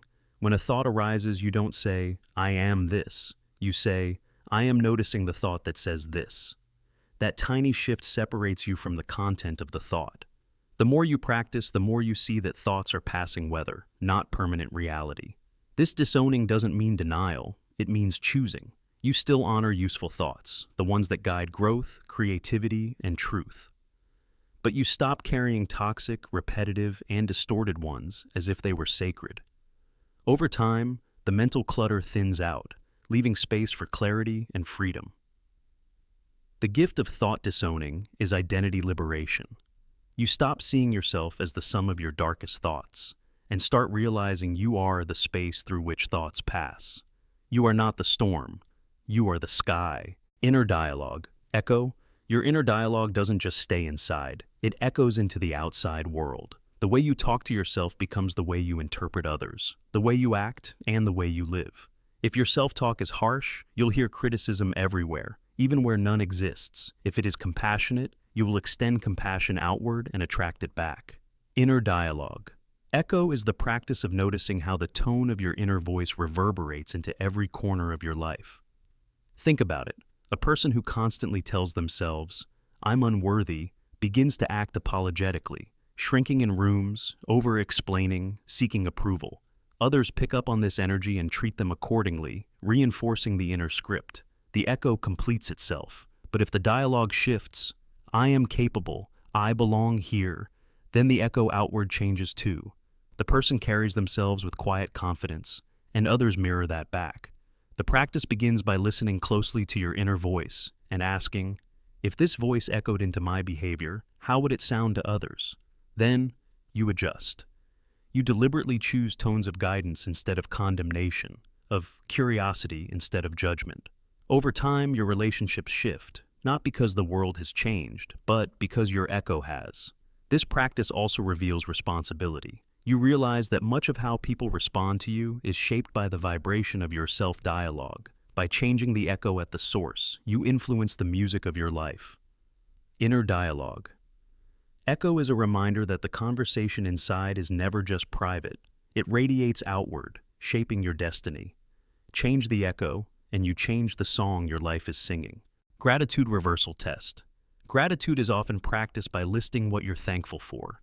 But the gratitude reversal test flips the perspective. Instead of asking, "What do I have?" you ask, "What if I didn't have this?" This reversal shocks the mind out of complacency and awakens a deeper sense of appreciation for things you usually take for granted. For example, you may take clean water for granted until you imagine a day without it. You may overlook your health until you imagine losing the ability to walk. You may dismiss your friendships until you imagine complete isolation. By reversing the perspective, seeing the absence instead of the presence, you trigger gratitude not as polite words, but as visceral awareness. The test works because the human brain adapts quickly. Even after major successes, joy fades as the mind normalizes the gain. Gratitude reversal interrupts this adaptation. It pulls you out of numbness by reintroducing contrast. Suddenly, ordinary blessings feel extraordinary again. The practice can be daily. Pick one aspect of your life, strip it away in imagination, feel the absence fully, then return to reality with renewed appreciation. Over time, this rewires your perspective. You stop chasing only what you don't have and start cherishing what already surrounds you. Gratitude reversal isn't about fear, it's about awakening. It teaches you that abundance is not measured by what you gain, but by realizing what you already stand to lose. And once you live this way, gratitude is no longer a ritual. It becomes a constant state of reverence. Internal sarcasm disruption. Sarcasm can be funny when shared with others, but when it becomes the default language of your inner voice, it is poison.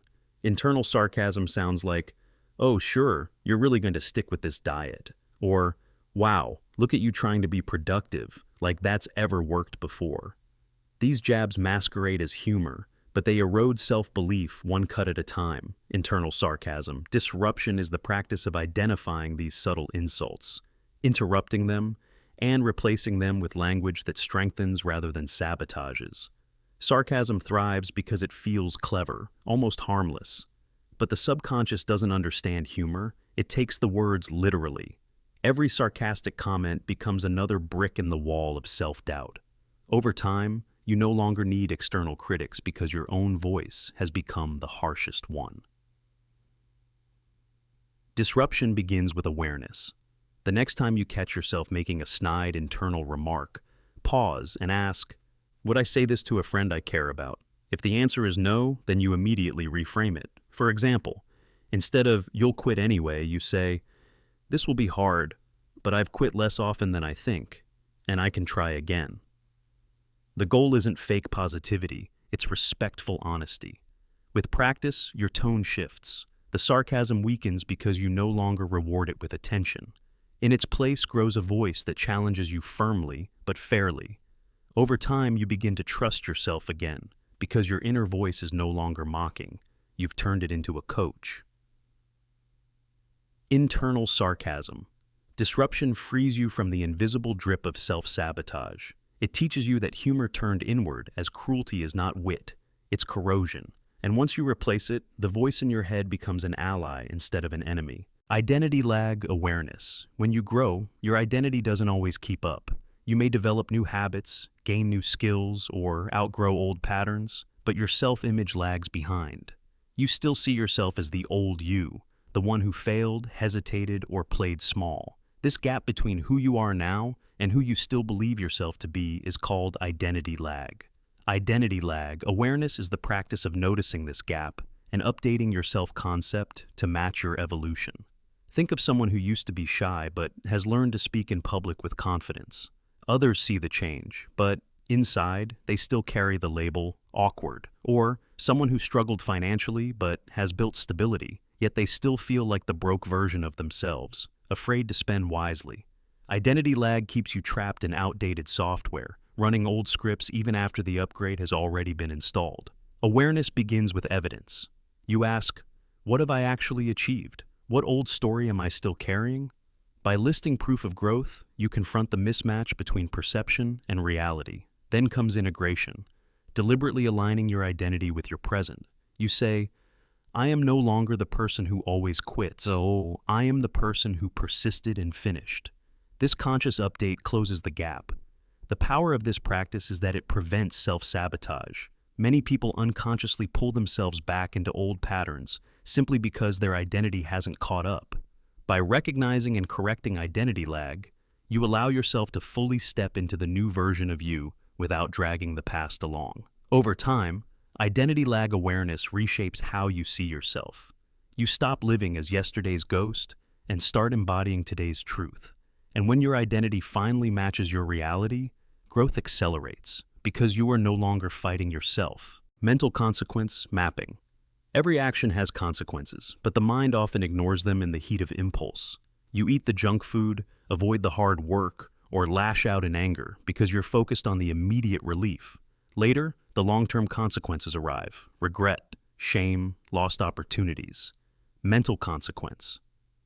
Mapping is the practice of slowing down in the moment and deliberately projecting forward. If I take this action, what will the chain of effects be? In 1 hour, 1 week, 1 year?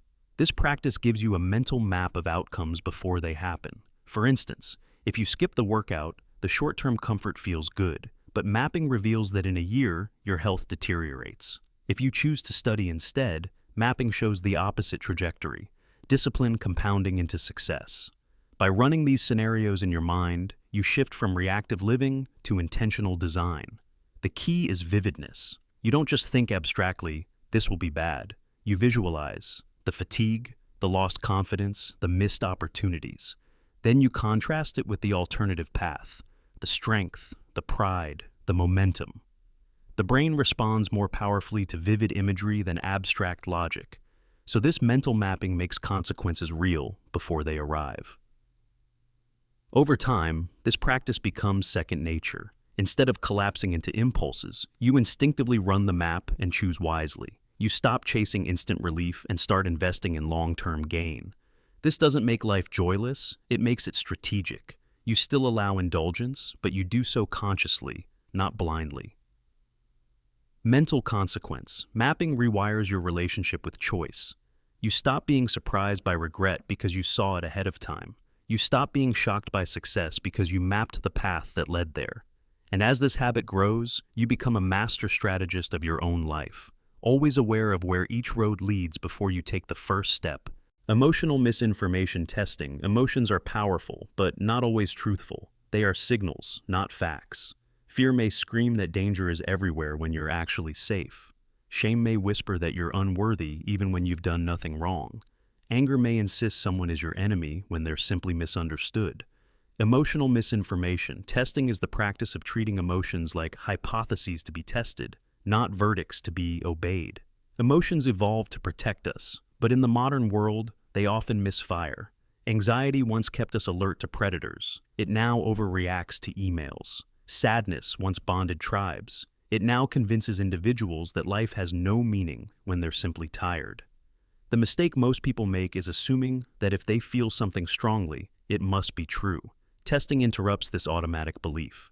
The process is simple but powerful. First, you identify the emotion. I feel anxious, I feel rejected, I feel ashamed. Then you investigate. What story is this emotion telling me? Is it accurate or is it exaggerated? What evidence supports or challenges it? Are there alternative explanations? By running these tests, you expose distortions. For example, they didn't text me back, so they must hate me, might, upon testing, become, they're probably busy. The emotion softens because it's no longer the sole narrator. Testing doesn't invalidate feelings, it refines them. You still honor the signal, but you refuse to let it dictate blindly. With practice, emotions shift from rulers into advisors. They inform decisions, but reason and evidence have the final say. Over time, emotional misinformation testing changes your relationship with yourself. You stop being dragged around by every mood swing. You gain the ability to pause, analyze, and act with clarity. And in that space between emotion and action, you find freedom. The freedom to live by truth rather than by distortion. Social simulation shutdown. The mind loves to rehearse. You play conversations in your head, preparing what to say. You replay arguments, imagining better comebacks. You wonder endlessly about what others think of you. This constant mental theater, what we can call social simulation, feels productive, but in truth, it drains energy and fuels anxiety. Social simulation shutdown is the practice of closing this inner stage and stepping back into the real world, where connection actually happens. Social simulation is addictive because it gives the illusion of control. If you rehearse enough, maybe you won't embarrass yourself. If you replay enough, maybe you'll feel vindicated, but this endless simulation rarely improves reality. It only steals presence. You spend hours fighting shadows of people who aren't even in the room. Shutdown begins with awareness. The moment you notice yourself rehearsing or replaying, you pause and name it. This is a simulation, not reality. That naming creates separation. Then, you redirect attention to the now, the physical sensations in your body, the sounds around you, the actual people present. The goal is to anchor yourself in what is instead of what might be. This doesn't mean imagination is bad. Planning and reflection are useful in moderation. But when simulation becomes constant, you stop living. Practicing shutdown restores balance. You still prepare when necessary, but you no longer waste energy on endless mental performances. The benefits are profound. Anxiety decreases because you're not fighting imaginary battles. Relationships improve because you show up authentically instead of through rehearsed scripts. Energy rises because your mind isn't burning fuel on scenarios that may never happen. Over time, social simulation shutdown transforms identity. You stop being someone imprisoned in their own head and start being someone present in their own life. And presence, more than rehearsal, is what creates real connection. Delayed self-praise. We live in a culture of instant rewards, likes, comments, quick hits of dopamine. Even in our private lives, we often rush to pat ourselves on the back after the smallest effort. While self-recognition is important, delayed self-praise teaches patience and discipline. It's the practice of holding back immediate celebration until a pattern of effort proves itself, making recognition deeper, stronger, and more meaningful. Imagine you start a new habit, like journaling. If you praise yourself after one entry, the brain feels finished and may lose motivation. But if you delay praise until you've journaled daily for a month, the recognition reinforces consistency, not just impulse. In this way, praise becomes a powerful reinforcement tool rather than a premature reward. Delayed self-praise also builds humility. Instead of needing constant validation, you cultivate quiet perseverance.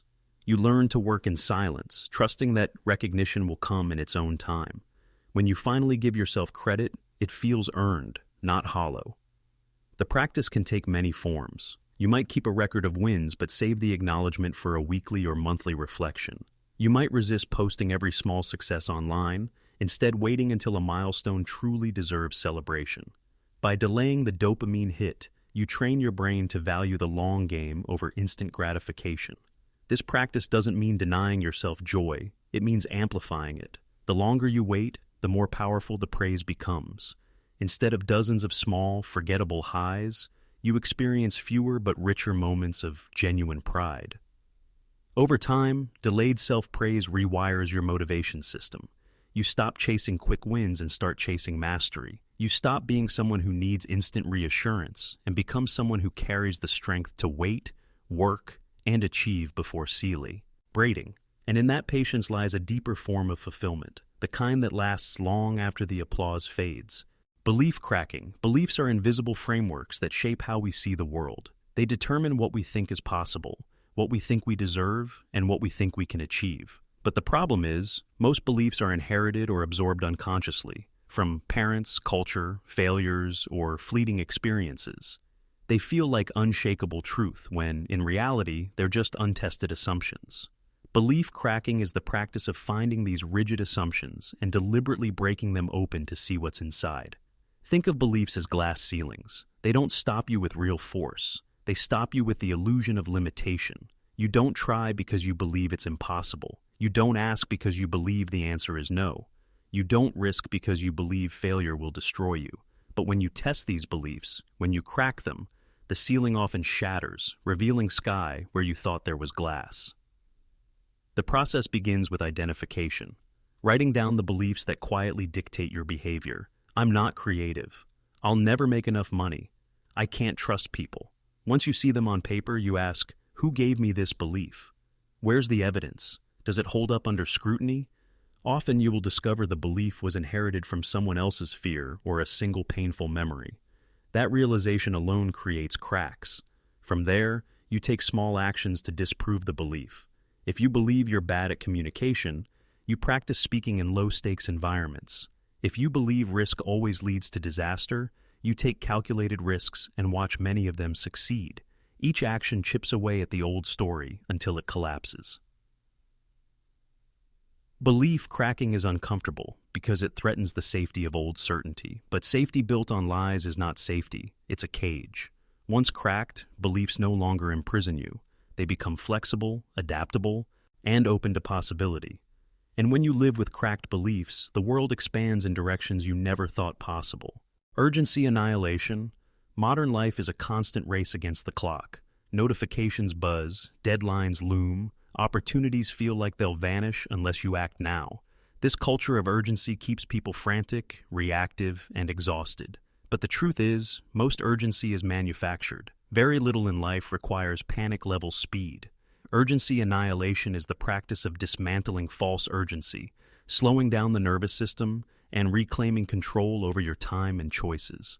Urgency feels powerful because it hijacks biology. The fight-or-flight system kicks in, adrenaline spikes, and you feel like everything is on the line. But most of the time, the stakes are imagined. That email doesn't need a reply in 5 minutes.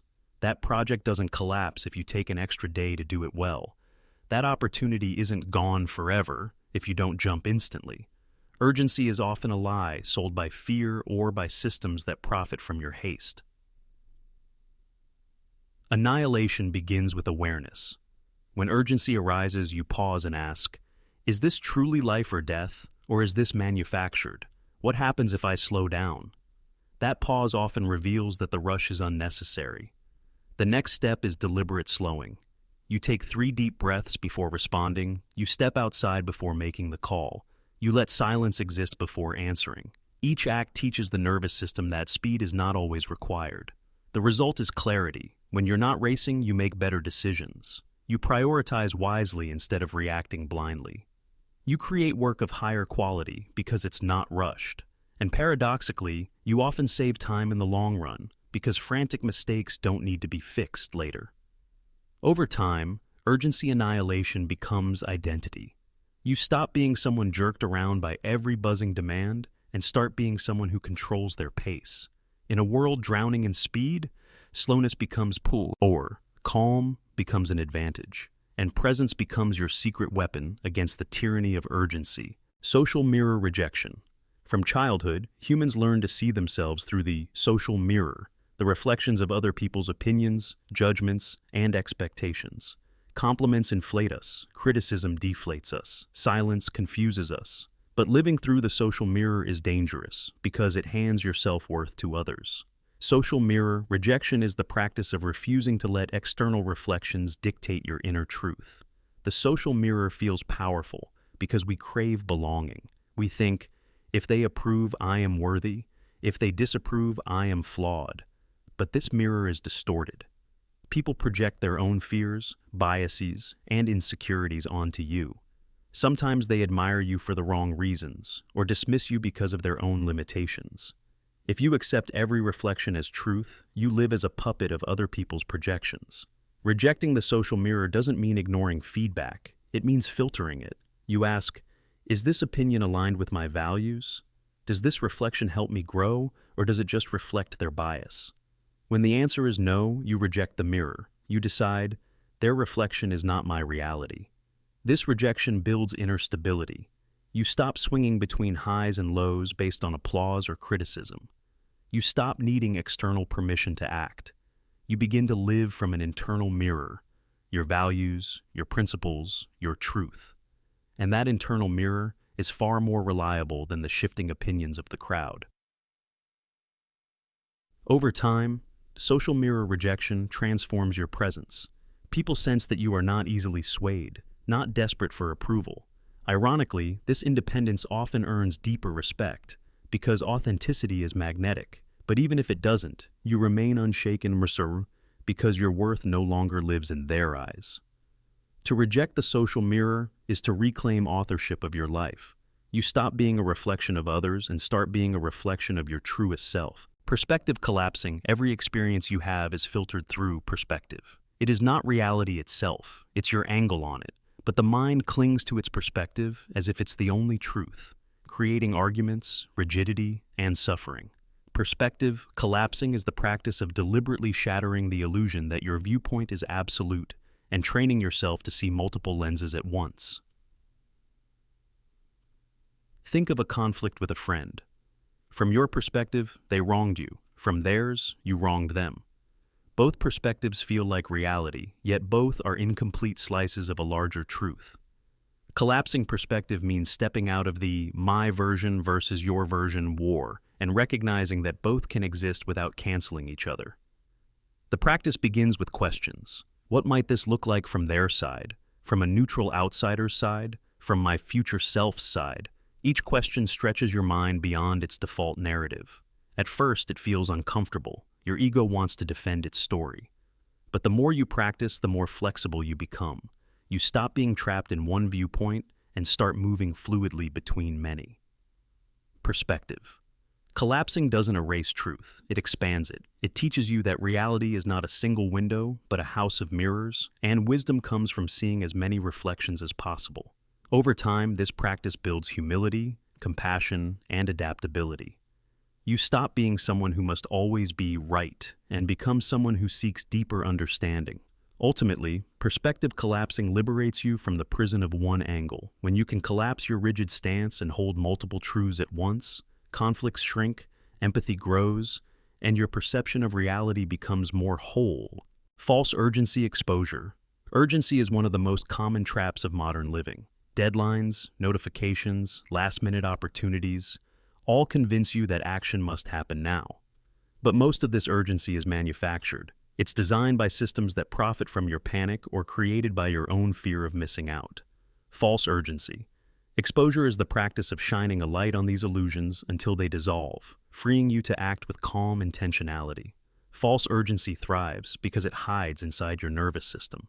The racing heart, the quick breath, the pressure in the chest, they all feel like proof that you must act, but exposure means slowing down enough to test it. You ask, what happens if I don't respond immediately? What if I take an hour, a day, a week? More often than not, the world doesn't collapse. The pressure was never real, it was imagined. This practice also involves examining the source of urgency. Is the deadline truly fixed or negotiable? Is the opportunity truly one time, or will another appear? Is the message truly an emergency, or just marketing disguised as one? By exposing the false foundations of urgency, you reclaim your ability to choose pace instead of being pushed. The reward is clarity. When urgency loses its power, you make better decisions, produce higher quality work, and live with less stress. You begin to act from alignment, not adrenaline. And ironically, when you stop rushing at everything, you actually get more done, because energy is no longer wasted on panic. Over time, false urgency exposure becomes identity. You stop being someone constantly yanked by alarms and become someone who moves with grounded presence. In a culture addicted to speed, calmness becomes not only peace, it becomes power. Past self-forgiveness drill. The past can feel like a chain around the present. Mistakes, regrets, failures, they replay in the mind, whispering that you are defined forever by what you once did. But holding on to old guilt doesn't change the past. It only poisons the present. Past self-forgiveness. Drill is the practice of deliberately releasing old versions of yourself, recognizing that you did the best you could with the awareness and tools you had at the time. The drill begins with confrontation. You bring to mind the specific memory that still stings. Instead of running from it, you sit with it, acknowledging the pain it caused. Then, you shift perspective. What did I know back then? What pressures or wounds shaped my actions? Did I truly have the wisdom I carry now? Often the answer is no. That younger self was operating under limits that no longer define you. Next, you practice ritualized release. Some write letters to their past selves, offering compassion instead of judgment. Some visualize handing the memory over to fire, water, or the earth. Others repeat affirmations. I forgive who I was because they made me who I am. The form doesn't matter, the intention does. Forgiving your past self doesn't mean excusing harmful actions. It means acknowledging humanity and allowing growth. It means refusing to keep punishing yourself for mistakes that have already been paid for with time, lessons, and scars. Over time, this drill lightens your load. You stop dragging ghosts into every decision. You stop sabotaging yourself because of outdated guilt. You begin to live as someone who honors the past but is no longer imprisoned by it. Past. Self-forgiveness is liberation. It teaches you that regret is not a life sentence. It is an invitation to compassion. And once you answer it, you step into the present unchained, ready to create a future unburdened by yesterday's weight. Fear to task conversion? Fear often feels like a wall, stopping you in your tracks. It paralyzes action, floods the body with adrenaline, and convinces you that moving forward will end in disaster. But what if fear isn't a stop sign? What if it's actually a to-do list in disguise?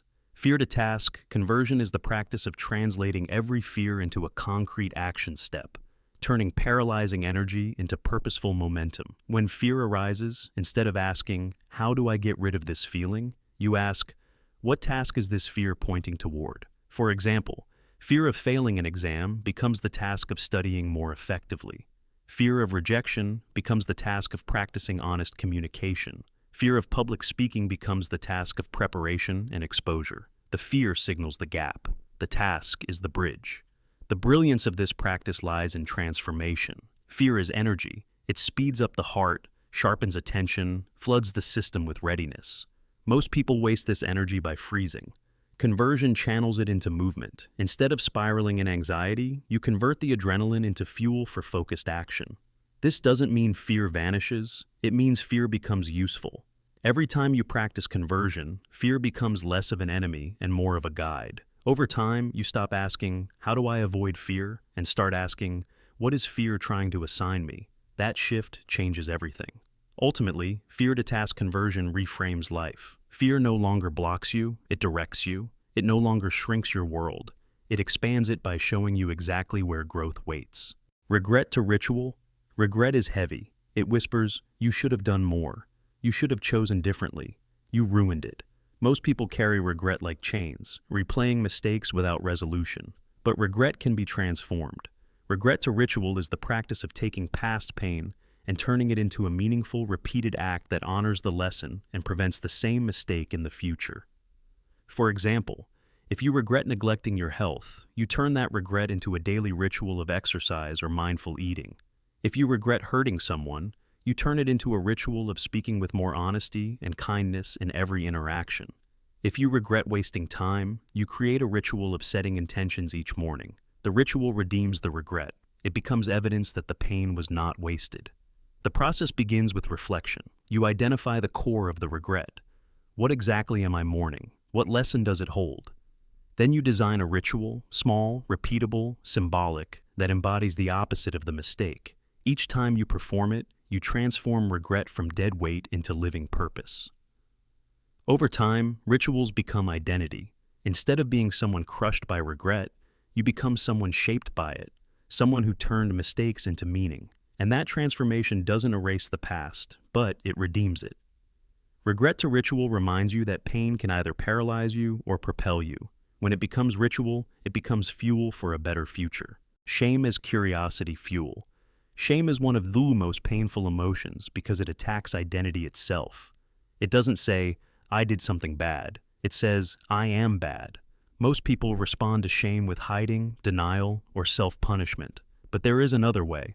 Shame as curiosity fuel. This practice turns shame into a signal for deeper self-understanding instead of a weapon of self-destruction. When shame arises, instead of collapsing under it, you ask, "Why am I feeling this? What belief, memory, or wound is being triggered? What story am I telling myself right now?" The shame becomes a clue, pointing you toward hidden fears or unmet needs. For example, if you feel shame about failure, curiosity might reveal that you were raised in an environment where mistakes were punished instead of seen as learning. If you feel shame about vulnerability, curiosity might uncover that you were once mocked for expressing emotions. Each discovery transforms shame from a crushing weight into a teacher carrying important information. The more you practice this, the less terrifying shame becomes. It stops being a monster in the dark and becomes a lantern showing where healing is needed. By following its trail with curiosity, you gain insight into wounds you might otherwise ignore forever. Over time, this practice reshapes identity. You stop saying, "I am broken," and start saying, "I am learning about myself through this signal." Shame no longer silences you. It sparks exploration. And exploration leads to growth, self-acceptance, and freedom. Shame as curiosity fuel doesn't mean shame disappears. It means shame transforms from a prison into a map, and with curiosity as your compass, even your darkest feelings can guide you toward light. Intensity as illusion filter. Intensity has a way of deceiving us. When something feels overwhelming, an argument, a heartbreak, a failure, it convinces us that it's bigger, more permanent, and more defining than it really is. Strong emotions trick the mind into exaggerating reality. Intensity as illusion filter is the practice of recognizing that the strength of a feeling doesn't equal the truth of it, and using intensity as a signal to pause instead of a command to obey. Think of anger. In its heat, it tells you, "This is unforgivable. You must act now." But often, once the fire cools, the perspective shifts. Or sadness, it whispers, "Life will always feel this way." But intensity doesn't measure permanence, it measures volume. The louder an emotion, the more careful you must be about mistaking it for absolute truth. The filter works by building awareness. When an emotion surges, you say, "The intensity is high, therefore distortion is likely present." You don't dismiss the feeling, you observe it, slow down, and give space for the illusion to fade. This delay often reveals a softer, clearer truth hidden beneath the storm. Over time, intensity becomes a warning light. Instead of reacting blindly, you recognize, the stronger this feels, the more I need to filter it before acting. This doesn't weaken you, it strengthens you, because when intensity no longer tricks you, you stop making permanent decisions from temporary storms.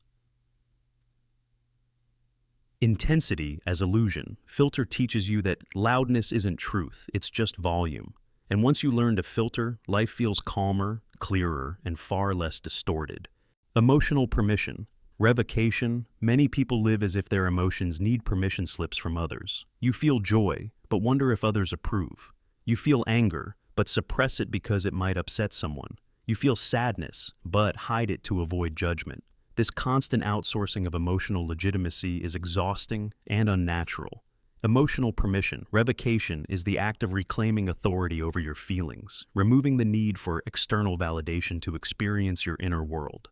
The habit of seeking permission often comes from childhood, where emotions were policed. Stop crying. Don't be angry. Be happy for them. Over time, you learn that emotions aren't safe unless others accept them. But this creates a false reality. You don't stop feeling, you just bury. Revocation begins with declaration. My emotions belong to me. I don't need approval to feel them. When sadness arises, you allow it without apology. When joy arrives, you celebrate without shrinking. When anger visits, you acknowledge it without shame. The point isn't to act recklessly, it's to feel freely. With practice, emotions lose their chains. You stop censoring yourself and start experiencing life more fully. Others may still judge, but their judgment no longer decides your legitimacy. You reclaim sovereignty over your inner world. Over time, emotional permission revocation transforms identity. You stop living as a muted version of yourself and start living as someone who allows the full spectrum of feeling. And in that freedom, authenticity blossoms, because no one can grant or revoke what has always been yours. Mental minimalism. The modern mind is cluttered, filled with overthinking, constant notifications, endless to-do lists, and recycled worries. Just as physical clutter crowds a room, mental clutter crowds your focus, leaving you drained and distracted. Mental minimalism is the practice of stripping away unnecessary thoughts, commitments, and inputs so that your mind becomes spacious, clear, and powerful. Minimalism doesn't mean emptiness. It means intentionality. You don't remove thoughts and obligations just to have less. You remove them so what remains has meaning. Just as a minimalist room feels calming because every item has purpose, a minimalist mind feels liberating because every thought is intentional. The practice begins with an audit. You ask, which thoughts do I think repeatedly that add no value? Which commitments drain me without return? Which inputs, news, media, conversations, clutter my clarity? Then, you cut ruthlessly. You let go of unnecessary obligations. You limit pointless rumination. You silence excessive noise. As space opens, clarity grows. You can focus deeply on what truly matters, whether it's your relationships, your craft, or your personal growth. Stress decreases because your brain is no longer juggling endless fragments. Creativity increases because the mind finally has room to wander. Over time, mental minimalism becomes identity. You stop being someone owned by clutter and start being someone who curates their inner world. Life doesn't feel empty. It feels sharp, intentional, and light. Mental minimalism is not about having less. It's about living with more clarity, more focus, and more peace. Clarity through chaos, simulation, life rarely offers calm conditions. More often, it's noise, pressure, deadlines, and uncertainty. Many people wait for the perfect moment to think clearly, not realizing that clarity forged only in quiet is fragile. Clarity through chaos. Simulation is the practice of training your mind to stay centered in the middle of storms, deliberately exposing yourself to simulated chaos so that when real chaos arrives, you remain unshaken. Think of a pilot. They don't just practice flying on sunny days. They train in simulated storms, mechanical failures, and emergencies. Why? Because calm is easy when nothing is wrong. True mastery is clarity under pressure. The same principle applies to your mind. You train clarity not by waiting for peace, but by practicing in chaos. The simulation can be practical, studying or working in noisy environments, practicing focus while distractions tempt you, meditating with interruptions instead of silence. Or it can be internal, intentionally reflecting on your values while under stress, asking yourself key questions in the middle of emotional turbulence. Each simulation builds resilience, teaching the brain that clarity is possible even when the world is messy.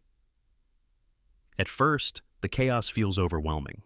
But as you practice, you begin to notice a still point within, the eye of the storm where clarity resides. Over time, you learn to access this calm center quickly, regardless of external noise. This doesn't mean chaos disappears. It means chaos no longer owns you. Clarity through chaos. Simulation transforms identity. You stop being someone who collapses under pressure and become someone who thrives in it. And that ability, the power to stay clear when everyone else panics, is one of the rarest strengths in life. Emotional dial practice. Most people experience emotions as on-off switches. You're either angry or not, sad or not, joyful or not. But emotions are more like dials than switches. They have degrees, intensities, and ranges. Emotional dial practice is the art of learning to adjust your emotional intensity consciously instead of being controlled by extremes. Imagine anger. At level 10, it's destructive. You yell, lash out, regret. But at level 3, it's fuel. You stand firm, set boundaries, take action. Or consider joy. At level 10, it can lead to reckless abandon, but at level 5, it brings balance, connection, and flow. The problem isn't emotion, it's the inability to adjust the dial. The practice begins with awareness. When an emotion rises, you identify its intensity. Am I at a 3, a 7, or a 10? Then you ask, is this the right level for the situation? If not, you practice turning the dial. Breathing, reframing, movement, and grounding techniques help lower intensity. Gratitude, music, and visualization can raise it. Over time, this regulation becomes second nature. Emotional dial. Practice doesn't mean suppressing emotions. It means mastering them. Instead of being dragged into extremes, you learn to harness the right intensity for the right moment. Anger becomes assertion, not destruction. Fear becomes alertness, not paralysis. Joy becomes sustainable, not fleeting. Over time, this practice transforms identity. You stop being a slave to emotional extremes and start being a conductor, orchestrating your inner symphony. Life feels smoother, relationships feel steadier, and your ability to respond, rather than react, expands dramatically. Emotional dial. Practice reminds you that emotions aren't enemies or masters, they're instruments. And with practice, you learn to play them, instead of being played by them.